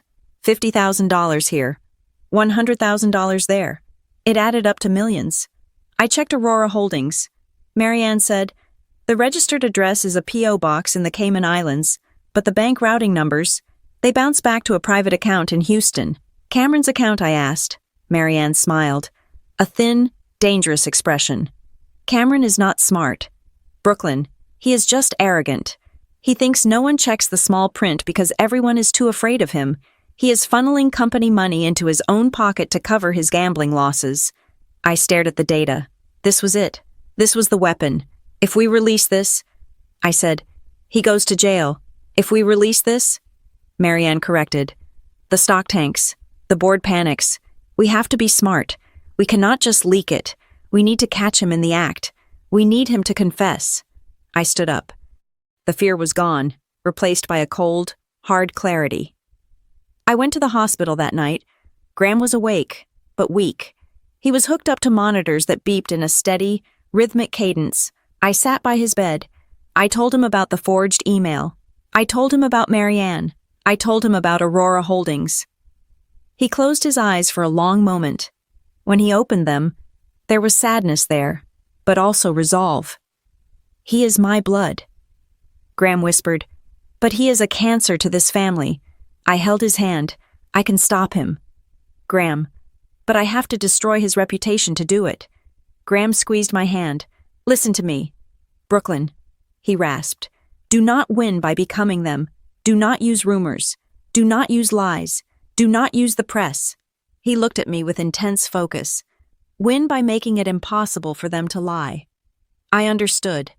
I went back to the office the next morning. I walked past the staring secretaries. I walked past Derek Shaw. I went straight to my desk and typed an email to the entire board, including Cameron. Subject: urgent request for independent audit and operational review. In the email, I stated that due to the recent security breach regarding the Vertex contract, I was exercising my authority as a senior associate to request a full forensic audit of all vendor contracts and digital logs to clear my name. I hit send.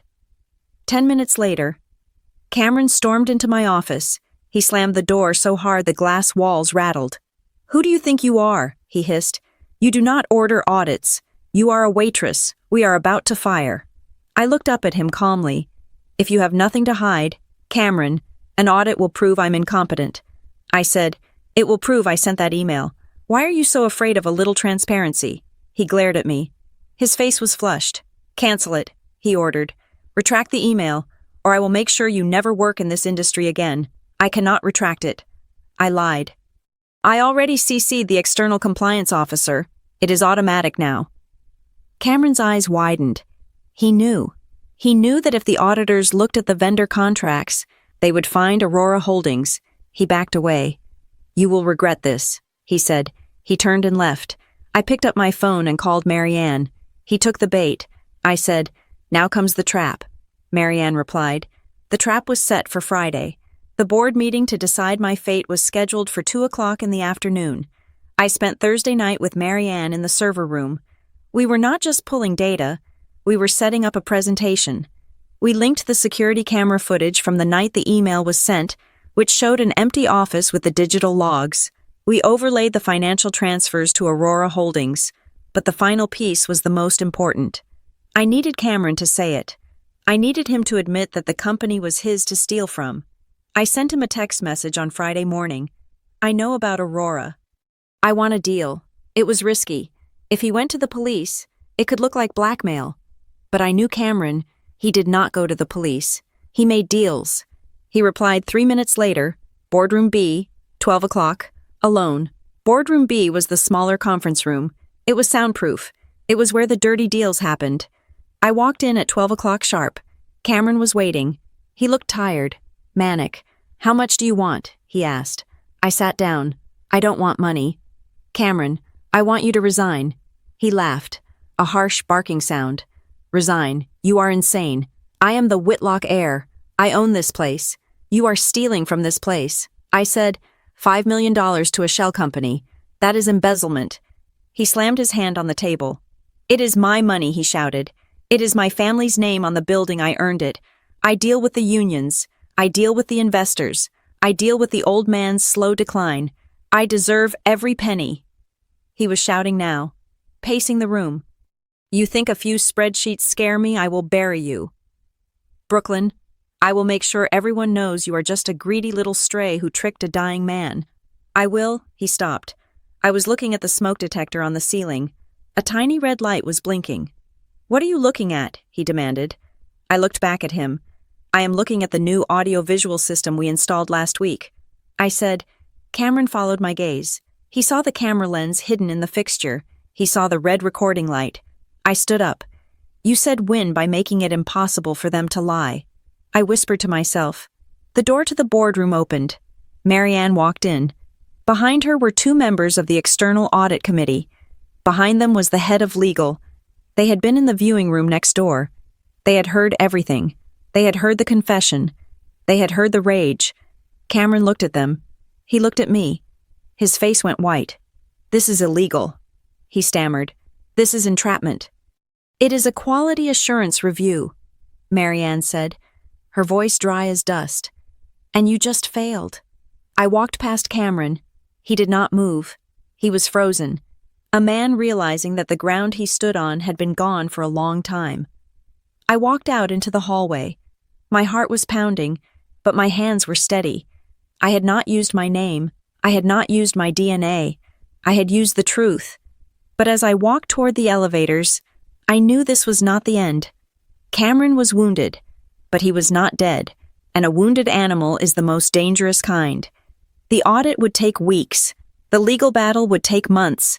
And in the meantime, he would have one final card to play. He would attack the one thing I had not protected. My history. I checked my phone. There was a missed call from Jessa, and a text. Check the news. Now. I opened the news app. The headline was screaming at me. Secret daughter or con artist, the $1 million lie behind the Whitlock heiress. Wade had gone to the press. The silence in the intensive care unit was heavier than lead. It was a suffocating, pressurized silence, broken only by the rhythmic hissing of the ventilator and the sterile beep of the heart monitor. Graham Whitlock lay in the bed, looking smaller than I had ever seen him. The man who could silence a boardroom with a single glance was now reduced to a fragile network of tubes and wires. His skin was the color of parchment, and his chest rose and fell with a mechanical, forced rhythm. I stood by the window, looking out at the Houston skyline. It was raining, a gray, miserable drizzle that blurred the lights of the city. My phone was vibrating in my pocket, a constant, angry buzz. I did not check it. I knew what it was. It was the world outside exploding. Marianne Klein walked into the room. She looked exhausted. Her sharp bob was slightly disheveled, and she was holding a tablet like a shield. He made the move, she said quietly. Her voice was flat. I turned from the window. Cameron. Marianne nodded. He called an emergency board meeting 20 minutes ago. Since Graham is incapacitated, he invoked Article 42 of the corporate bylaws. Emergency succession. He is arguing that Graham's health crisis renders him unfit to govern, and that his recent decisions, meaning hiring you and blocking the audit, were symptoms of cognitive decline. He is locking us out. I said, he is trying to... She corrected. He has suspended your security clearance. Brooklyn. As of this morning, you are barred from the harbor crest and the corporate headquarters. He is painting this as a rescue mission. He is the stable hand on the wheel, saving the company from a senile old man and his manipulative protege. I looked at Graham. He was asleep, sedated heavily to protect his heart. He could not fight this. I am not a protege. I said, I am the trustee. Not until the lawyers say you are, Marianne said, and Cameron knows that.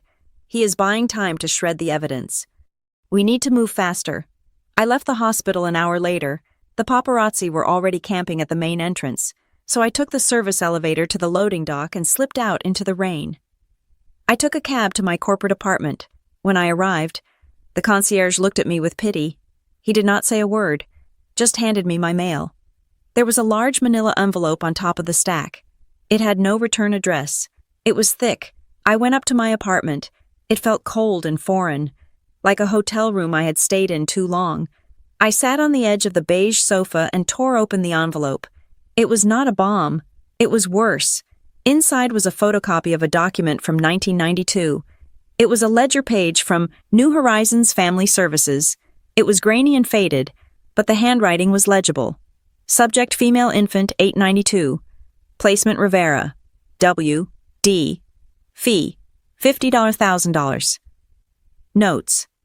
Cash transaction, no questions asked, birth record sealed.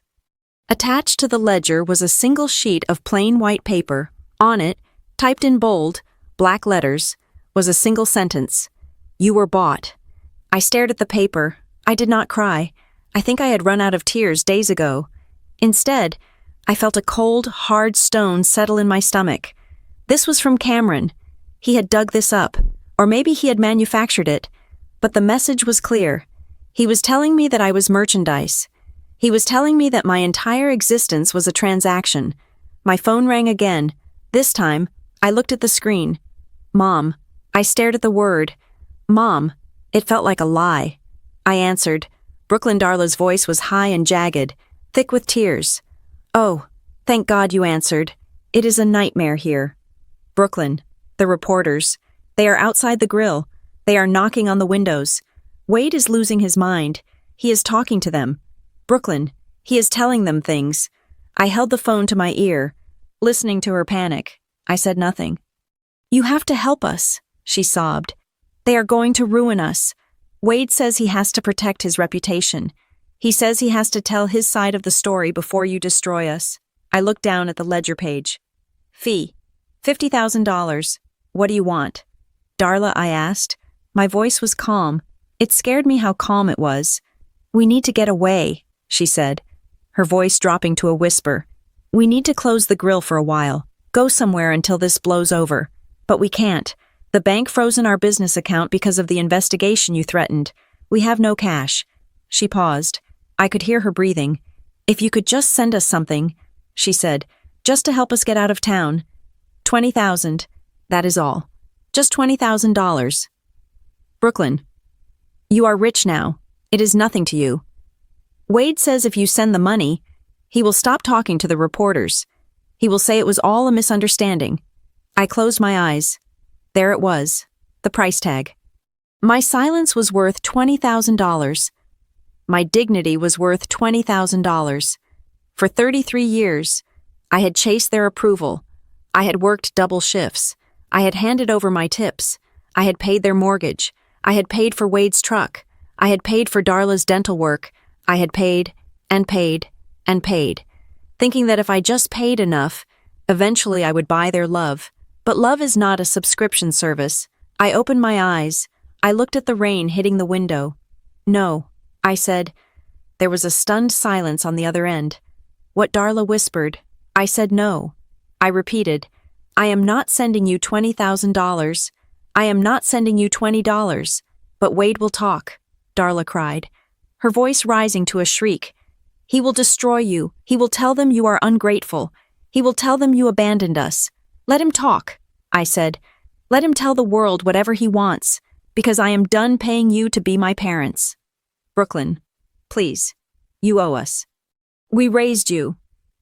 I hung up the phone. I sat there in the silence of the apartment. I blocked the number. It was not a violent act. It was a surgical one.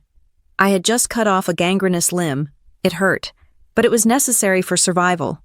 I stood up, I showered, I put on a fresh suit. I was not going to hide in the apartment. I had a war to fight. Marianne texted me an address. It was an office building downtown, not far from the courthouse. Suite 400, Ainsley Pratt. Be there at 2. Ainsley Pratt did not look like a lawyer. She looked like a librarian who enjoyed silencing people. She was a small woman with graying hair pulled back into a severe bun and glasses that magnified her sharp, intelligent eyes. Her office was not filled with mahogany and leather like Graham's study. It was filled with whiteboards and boxes of files. "Sit," Ainsley said, not looking up from a document she was marking with a red pen. I sat. Marianne was already there, pacing by the window. "Marianne tells me you are the secret Whitlock heir," Ainsley said, capping her pen, "and that Cameron is trying to bury you before the body is even cold." "Graham is not dead," I said. "To the law. He might as well be." Ainsley retorted. She took off her glasses and looked at me. "Listen to me. Miss Rivera, I specialize in estate litigation. I have seen families tear each other apart for a fraction of what is at stake here. Cameron's play is textbook." She stood up and walked to a whiteboard. She wrote 2 phrases in large, black letters: "Undue influence, identity fraud." "He is not just going to attack your claim," Ainsley explained. "He is going to attack the timeline. He will argue that you targeted Graham Whitlock, that you, a struggling waitress, found a vulnerable, lonely old man and manipulated him into believing you were his long-lost granddaughter. He will say the DNA test was faked or that the sample was compromised, but the test was independent." I argued. "It doesn't matter," Ainsley said. "In civil court, he doesn't have to prove you are a fraud beyond a reasonable doubt. He just has to create enough doubt to freeze the assets. He will drag this out for 5 years. He will drain the trust with legal fees while he stays in control of the company." She turned to me. "And while he does that in court, he will try you in the media. He will leak stories about your parents. He will leak stories about your debts. He will paint you as a predator. Can you handle that?" I thought about the ledger in my apartment. I thought about Wade's blackmail. I have nothing left to hide. I said, "My parents sold me for $50,000. Let him print that." Ainsley paused. She looked at me with a flicker of respect. "Good," she said, "because if we are going to win this, we cannot play defense. We have to prove that Cameron is unfit to serve as trustee. We have to prove the embezzlement." Marianne gave me the data on Aurora Holdings. "It is strong, but it is circumstantial until we have the audit results, and Cameron will burn those records before the auditors get in the door. We need something else," Marianne said. "We need the kill switch. Graham must have left something. He knew Cameron was dangerous. He wouldn't have left you exposed without a weapon." I shook my head. "He gave me the job. He gave me the truth. That is all. Think, Brooklyn." Ainsley commanded. "Graham Whitlock was a strategist. He didn't just hand you a legacy, he handed you a puzzle. Is there anything else? Any document? Any safe deposit box?" I thought back to the diner. The note. "Your tip is the truth." I stood up. "I need to go for a drive." I said, where Marianne asked, "Back to the start." I said, "I drove to Galveston. It was reckless. Perhaps the press was swarming, but I took the back roads. I parked 3 blocks away from the Gulfview Grill and walked through the alley. It was dark now. The grill was closed. The windows were dark. A closed for maintenance sign hung on the door. I peered through the glass. The streetlights cast long shadows across the empty tables. I looked at table 12, the corner booth. I remembered the day Graham Whitlock walked in. I remembered the fear. I remembered the judgment. And I remembered the $0 tip. Why 0, I asked myself. He could have left $100. He could have left a penny. But he left nothing. "Your tip is the truth." Wade had called it an insult. I had called it a test. But Graham had said something else. Character is choice. He had stripped away the transaction. He had removed the money from the table to see what remained. I stood there in the dark alley, and I realized something. The note. I still had it. It was in my wallet. I had carried it like a talisman since that day. I pulled it out. The cream paper was soft from wear. I unfolded it under the dim light of a street lamp. No tip. Your tip is the truth. Bring the receipt. I had brought the receipt. I had given it to him, but he had let me keep the note. Why I ran my thumb over the paper. It felt thick, thicker than normal stationery. My heart started to beat faster. I turned around and ran back to my car. I drove back to Houston, breaking the speed limit. I did not go to the apartment. I went to the hospital. I badged into the ICU. The nurses knew me now. They let me pass. Graham was awake. His eyes were open, staring at the ceiling. He looked frail, hanging on to life by a thread. I walked to the bedside. Graham, I whispered. He turned his head slowly. His blue eyes focused on me. They were cloudy, but the intelligence was still there, burning behind the fog of medication. I went to the grill. I said, I looked at the table. He blinked. A slow, deliberate movement. The note, I said, pulling it from my pocket. You let me keep it. Why? Graham's lips moved. His voice was a dry rattle, barely audible over the hiss of the oxygen. Not just an invitation, he wheezed. I leaned closer, my ear inches from his mouth. It is a key, he whispered. He raised a trembling hand and tapped the paper in my hand. Then he tapped it again.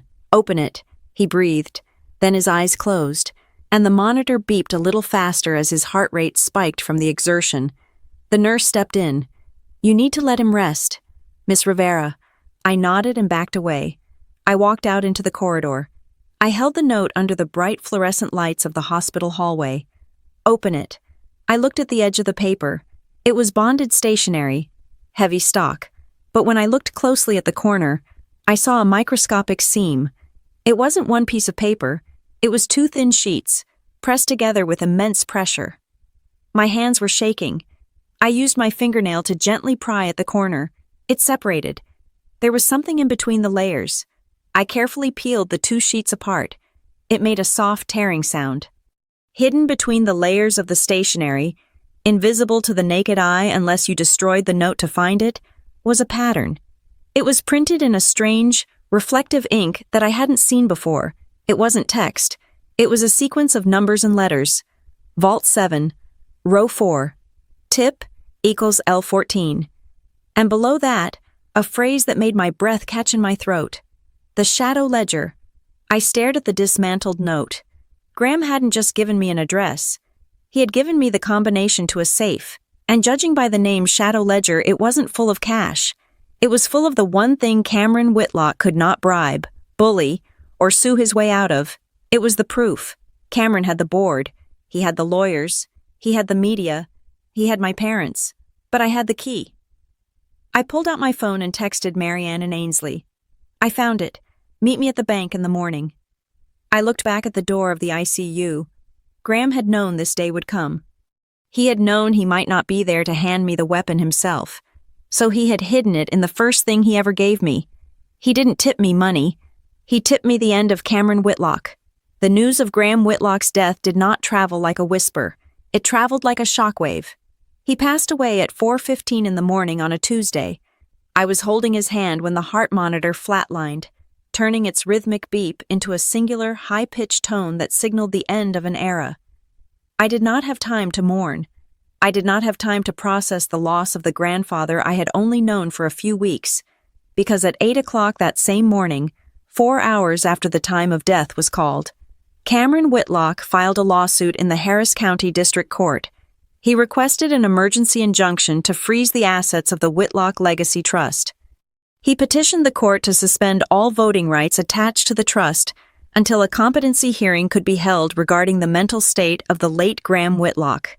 It was a declaration of war, signed in black ink. By noon, the world outside the hospital was a circus.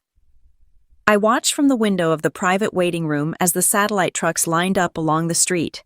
The headlines were already flashing across the tickers on the television screens in the lobby. They were brutal. They were reductive. They were exactly what Cameron had paid for. Waitress turned heiress, the billion-dollar scam from Greasy Spoon to Silver Spoon, who is Brooklyn Rivera family outrage. Whitlock heir calls for investigation into elder abuse.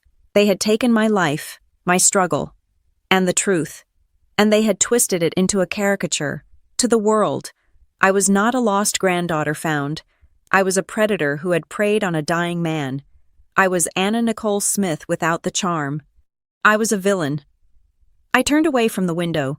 Marianne Klein was standing by the door, her face pale but set in grim determination. "The funeral is set for Friday," she said, "but the reading of the will is today. Cameron insisted on it. He wants to open the floor before the market closes." I smoothed the front of my black dress. It was a dress I had bought at a discount store 3 years ago for a manager's funeral. It felt cheap against my skin, but it was all I had. "Let us go," I said. The law offices of Pratt & Rowe were located in a glass tower that looked down on the rest of Houston like a judgment. The conference room was vast, with a table long enough to land a plane on. Cameron was already there. He sat at the head of the table, flanked by 3 lawyers who looked like they cost more per hour than I used to make in a year. Cameron did not look like a grieving nephew. He looked like a man who had just won the lottery and was waiting for the check to clear. He did not look at me when I entered. He looked through me. Ainsley Pratt sat at the other end. She gestured for me to sit beside her. Marianne took the seat on my other side. The executor of the estate, a man named Mr. Sterling, cleared his throat. He opened the heavy leather binder in front of him. "I will skip the preamble." "Mr. Sterling said, his voice dry, "We are here to address the disposition of the primary voting trust." He adjusted his glasses. "I, Graham Whitlock, being of sound mind and body, hereby revoke all prior beneficiary designations regarding the Whitlock Legacy Trust." Cameron leaned forward. "This was the moment. I hereby designate my granddaughter, Brooklyn Rivera, born Evelyn Whitlock II, as the sole trustee and primary beneficiary, granting her 51% voting control of Whitlock Haven Hospitality." The room went silent. Cameron did not flinch. He did not scream. He simply smiled. There was a catch. There is always a catch. However, Mr. Sterling continued, "Given the circumstances of her discovery, this transfer of power is subject to a probationary period of 60 days. During this time, the beneficiary must submit to a full identity verification and legal audit. If any evidence of fraud, coercion, or undue influence is found, the trust reverts to the secondary beneficiary, Cameron Whitlock." Cameron's smile widened. It was predatory. "Thank you." "Mr. Sterling," Cameron said. He stood up and buttoned his jacket. He looked at me then. His eyes were cold and dead. 60 days. Cameron said softly, "You will not last 60 hours. He walked out of the room, his lawyers trailing behind him like a pack of wolves. "He is right," Ainsley said, packing up her files. "He is not going to wait 60 days. He has already filed for a preliminary hearing to strip you of the title before the probation even starts. We are going to court tomorrow." The courtroom the next day was packed. It smelled of floor wax and stale coffee. The press gallery was full. I could feel their eyes on the back of my neck, sketching me, judging me. Cameron's lead attorney was a man named Mr. Thorne. He was tall, theatrical, and loud. He paced in front of the judge, a stern woman named Judge Harper, and painted a picture of me that was so horrific I almost believed it myself. "Your Honor," Mr. Thorne boomed, "we have a clear case of elder abuse. Graham Whitlock was 78 years old. He had a history of cardiac issues, and suddenly, in the last month of his life, a waitress from a roadside diner appears, a woman with massive debts, a woman whose own parents describe her as desperate for money. He pointed a finger at me. She isolated him. She manipulated him. She used a forged DNA test to confuse a dying man. We are asking the court to invalidate the will on the grounds of undue influence and identity fraud. We are asking that Mr. Cameron Whitlock be reinstated as the rightful guardian of the company." Judge Harper looked at Ainsley. "Miss Pratt, your response." Ainsley stood up. She did not pace. She did not shout. She walked to the podium with the calm efficiency of an executioner.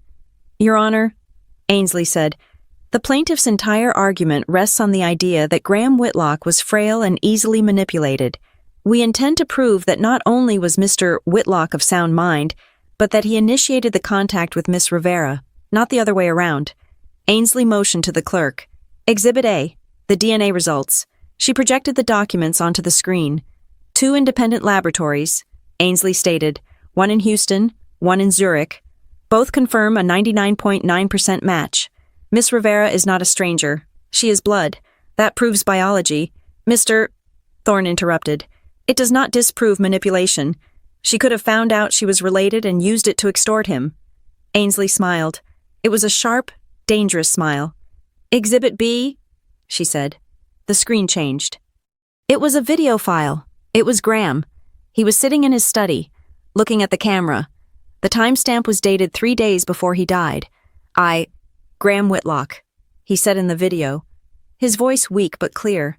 I'm recording this statement to verify my intent. I have found my granddaughter. I have vetted her. I have tested her. She is not here because she wants my money. She is here because I begged her to save my company from the greed of my nephew. The courtroom murmured. Cameron's face tightened. He was coached, Mr. Thorne shouted. Look at him. He is reading off a teleprompter. She wrote the script. Ainsley raised a hand.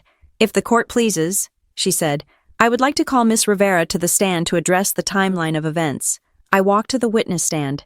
I placed my hand on the Bible. I swore to tell the truth. I sat down. I looked at Cameron. He was glaring at me, trying to intimidate me. But I had faced angry drunks at the diner who were scarier than him. Miss Rivera, Ainsley asked, when did you first meet Graham Whitlock? July 15th, I said. He came into the Gulf View Grill. And did you know who he was? No. Did you know you were his granddaughter? No. Mr. Thorne stood up. Objection hearsay. We only have her word for that. I reached into my pocket. Actually, I said into the microphone, we have his word. I pulled out the plastic evidence bag containing the receipt and the note. Your Honor, I said, turning to the judge, this is the receipt from that lunch. Graham Whitlock left me a tip of exactly $0, and he left this note. I held up the cream-colored paper. No tip. Your tip is the truth. The date on the receipt is July 15th, I explained. But if you look at the forensic analysis of this note, Ainsley handed a report to the judge. The ink on this note was analyzed. I continued. It matches a pen found in Graham Whitlock's desk. But more importantly, the stationery is from a batch that Graham ordered in June. He wrote this note weeks before he ever walked into the diner. I looked directly at Cameron. He did not stumble into my diner. I said firmly, he came there to test me. He knew who I was. I did not manipulate him. He orchestrated this entire meeting. If this was a con, Your Honor, then Graham Whitlock was the con artist, and I was the mark. The judge examined the note. She looked at the date. She looked at Cameron. Mr. Thorne looked flustered. He whispered furiously to Cameron. This proves nothing, Thorne argued. It just proves he was obsessed. It proves he was delusional. We have one more witness, Your Honor, Ainsley said. The doors at the back of the courtroom opened. A small, elderly man walked in. He walked with a cane, looking terrified. He wore a cheap suit that was 2 sizes too big. State your name for the record, Ainsley said. Arthur Vance, the man whispered. And where did you work between 1990 and 1996? Mr. Vance. I was a records clerk, he said, at New Horizons Family Services. The room went deadly quiet. Even Cameron stopped whispering. Mr. Vance, Ainsley said gently, did you handle the file labeled Infant 892? Arthur Vance nodded. His hands were shaking. Yes, ma'am. And can you tell the court the nature of that transaction? Vance swallowed hard. He looked at me, his eyes full of shame. It wasn't an adoption, he said. Not a legal one. It was a placement, a custom order. And who paid for this order? Ainsley asked. Mr.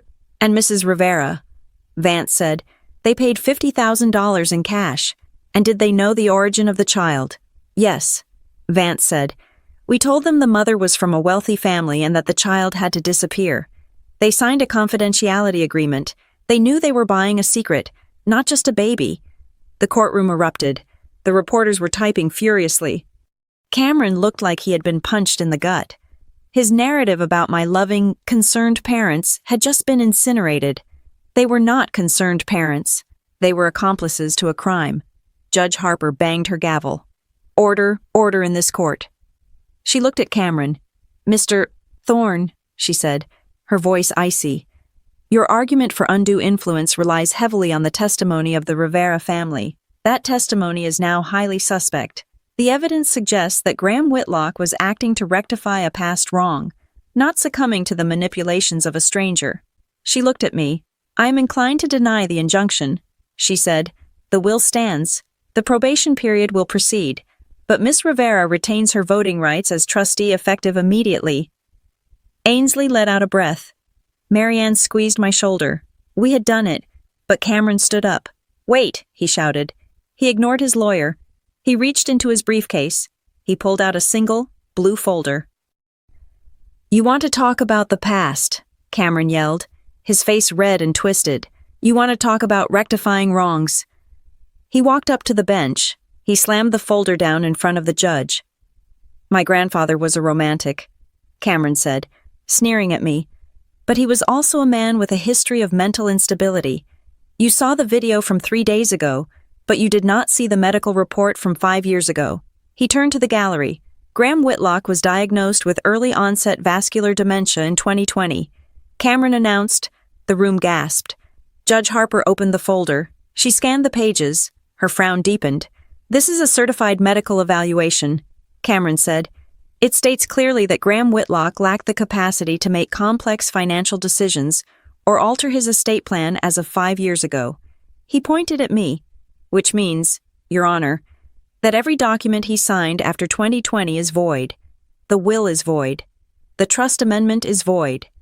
She is not the trustee. She is nothing. Ainsley stood up, her face pale. Your Honor, this is an ambush. We have never seen this document. I have seen it. Cameron lied smoothly. It was in his private medical archives. I tried to protect his dignity. I tried to keep it hidden.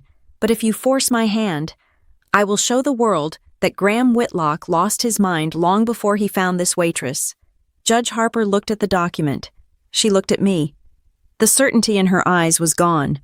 This changes things, the judge said slowly. If this medical report is authentic, it predates the will. She banged the gavel. I am granting a temporary stay on the transfer of power.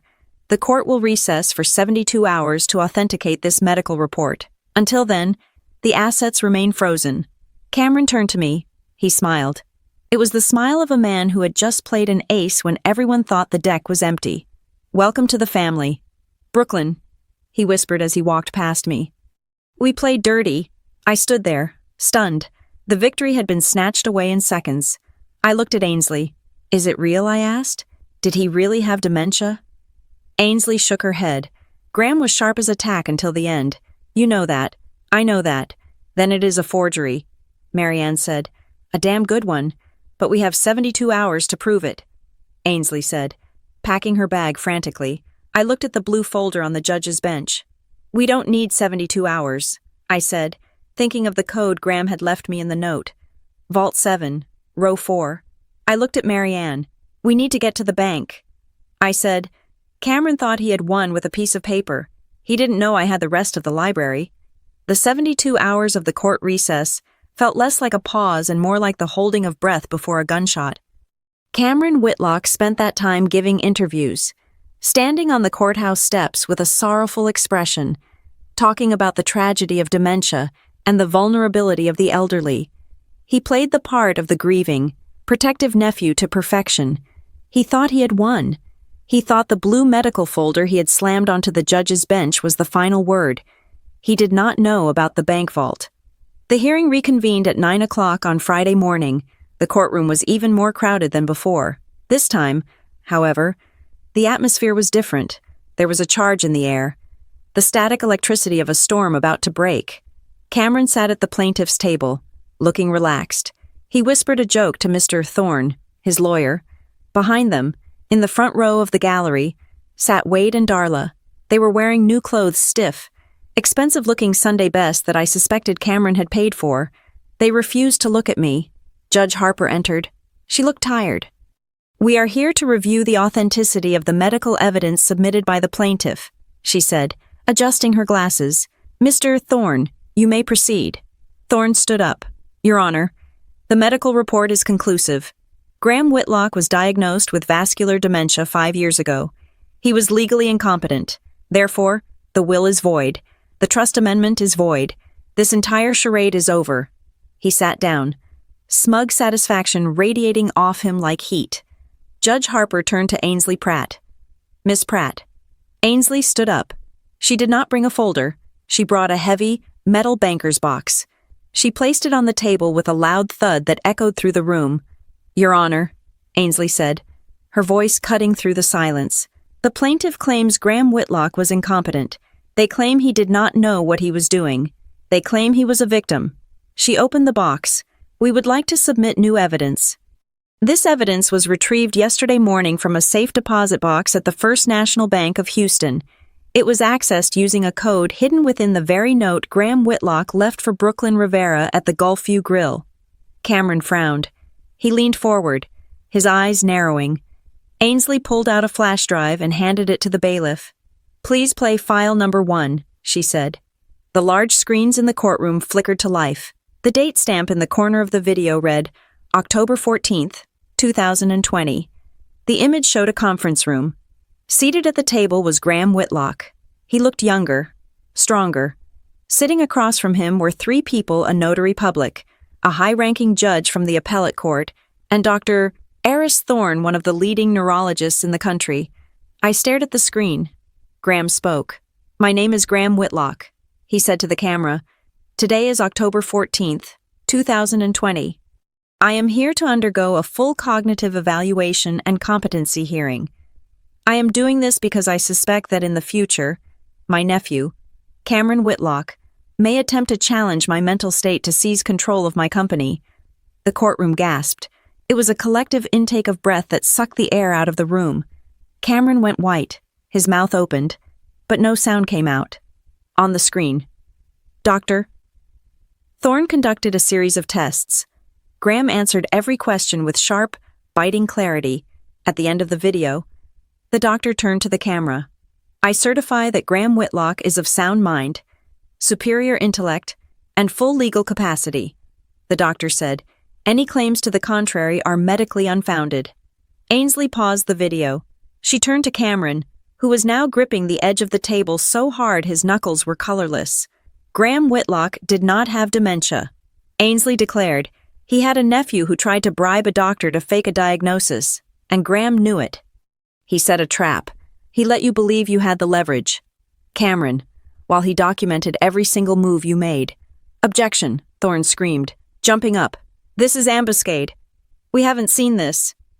"Sit down, Mr. Thorne," Judge Harper barked. She was staring at Cameron with a look of pure disgust. Ainsley was not done. "That handles the will," she said. "Now, let us handle the money."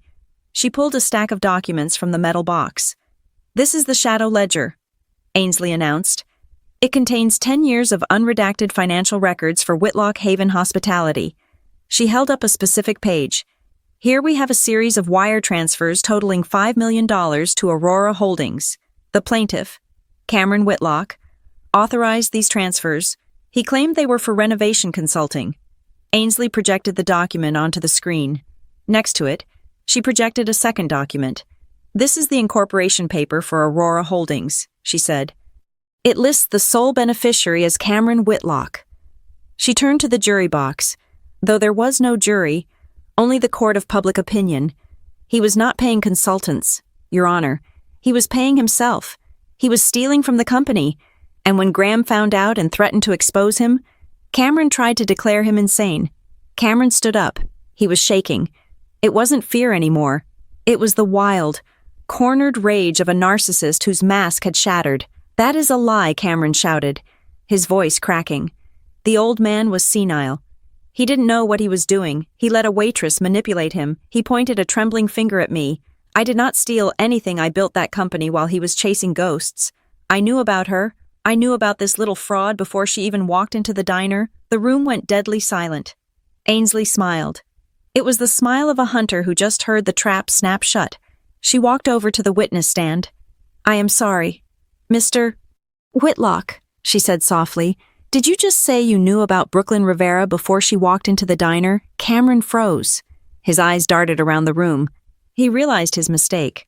"Throughout this entire trial," Ainsley said, her voice rising, You have claimed that Brooklyn was a stranger who targeted your grandfather. You claimed you had no idea who she was until the will was read. But if you knew about her before, she let the implication hang in the air like a guillotine blade. If you knew, Ainsley continued, then you knew she was the heir, and you tried to destroy her preemptively. Cameron sank back into his chair. He looked small. He looked defeated, but I was not done. There was one more lie that needed to die today. I stood up. Your Honor, I said, I have one final piece of evidence from the vault. I walked to the gallery. I walked right up to the railing where Wade and Darla were sitting. They looked terrified. They tried to shrink into their seats. I held up a document from the metal box. It was the original copy of the consulting agreement between Graham Whitlock and the Gulf View Grill. Dated 1 week before the lunch, Graham didn't just investigate Cameron. I said, looking at Wade, he investigated you. I turned to the judge. My parents are here as character witnesses for the plaintiff. I said, they were going to testify that I am money hungry, that I abandoned them. I handed the document to the bailiff. This is a sworn affidavit from a private investigator Graham hired. I said, it details a conversation with Wade Rivera in which Wade demanded $50,000 in exchange for keeping my identity secret. When Graham refused to pay, Wade went to Cameron. I looked at Wade. Tell the court. Wade, I said, my voice steady. Tell them how much Cameron paid you to sit in that front row today. Tell them the price of your daughter. Wade looked at the judge. He looked at Cameron, who was staring at the floor. He looked at the reporters, whose cameras were trained on his sweating face. He crumbled. We needed the money, Wade whispered. The business was under. Cameron, Mr. Whitlock, he promised he would pay off the mortgage if we helped him. Darla started to sob. It wasn't a pretty sound. It was the sound of total humiliation. We didn't mean to hurt you. Brooklyn, she wailed. We just wanted to save the grill. I looked at them. For 33 years, I had thought their love was unconditional. Now I knew it was just another line item on a ledger. I turned back to the judge. I rest my case, I said. The aftermath was swift and brutal. Judge Harper did not just deny Cameron's injunction. She referred the evidence of embezzlement to the district attorney's office. She ordered an immediate forensic audit of Cameron's personal assets. Security officers moved in. They did not put Cameron in handcuffs yet, but they flanked him, ensuring he could not leave the building. The board members who had supported him were already on their phones, frantically trying to distance themselves from the blast radius. I walked out of the courtroom. The hallway was a sea of microphones and cameras. The questions came like a tidal wave. Miss Rivera, how do you feel? Are you going to press charges against your parents? What will you do with the company? I stopped. I looked into the lens of the nearest camera. I did not smile. I did not cry. I am not pressing charges against my parents. I said, they have to live with what they did. That is punishment enough. But they are no longer my family. I took a breath. As for Cameron Whitlock, he made a mistake. He thought money was the only thing that mattered. He thought he could buy the truth. I held up the cream-colored note one last time. He didn't tip me money, I said. He tipped me the truth. And with that, I walked away. The next day, I drove to Galveston. The Gulf View Grill was closed. The for sale sign was already pounded into the dry earth out front. Wade and Darla were gone, presumably staying in a motel somewhere, hiding from the shame they had invited into their lives. I unlocked the back door with my old key. The smell of grease was still there, but it felt stale now, like a memory that was already fading. I walked to table 12. The sun was setting over the Gulf, casting long orange shadows across the vinyl booth. I sat in the seat where Graham Whitlock had sat. I looked out at the water. I was the CEO of a multi-billion-dollar company now. I had a team of lawyers, a penthouse in Houston, and a future that was wide open. But I needed to leave one thing behind. I took a pen from my pocket. I grabbed a napkin from the dispenser. I wrote a single line. You do not owe them your life. I placed the napkin under the salt shaker. I took a $20 bill from my purse, my own money, earned from my own labor, and placed it on top. It was a tip for the ghost of the girl who used to work here, the girl who thought she wasn't enough. I stood up and walked out of the diner. I left the door unlocked. I left the keys on the counter. I got into my car and drove north, toward the city, toward the storm, toward the truth. I finally tipped the balance. Thank you so much for listening to Brooklyn's story of betrayal and redemption. I would love to know where you are tuning in from. Are you listening from a busy city like Houston or a quiet coast like Galveston? Let me know in the comments below so we can connect. Please do not forget to subscribe to the Lyra Revenge Stories channel, like this video, and hit that hype button to help this story reach more people who need to hear that the truth always wins.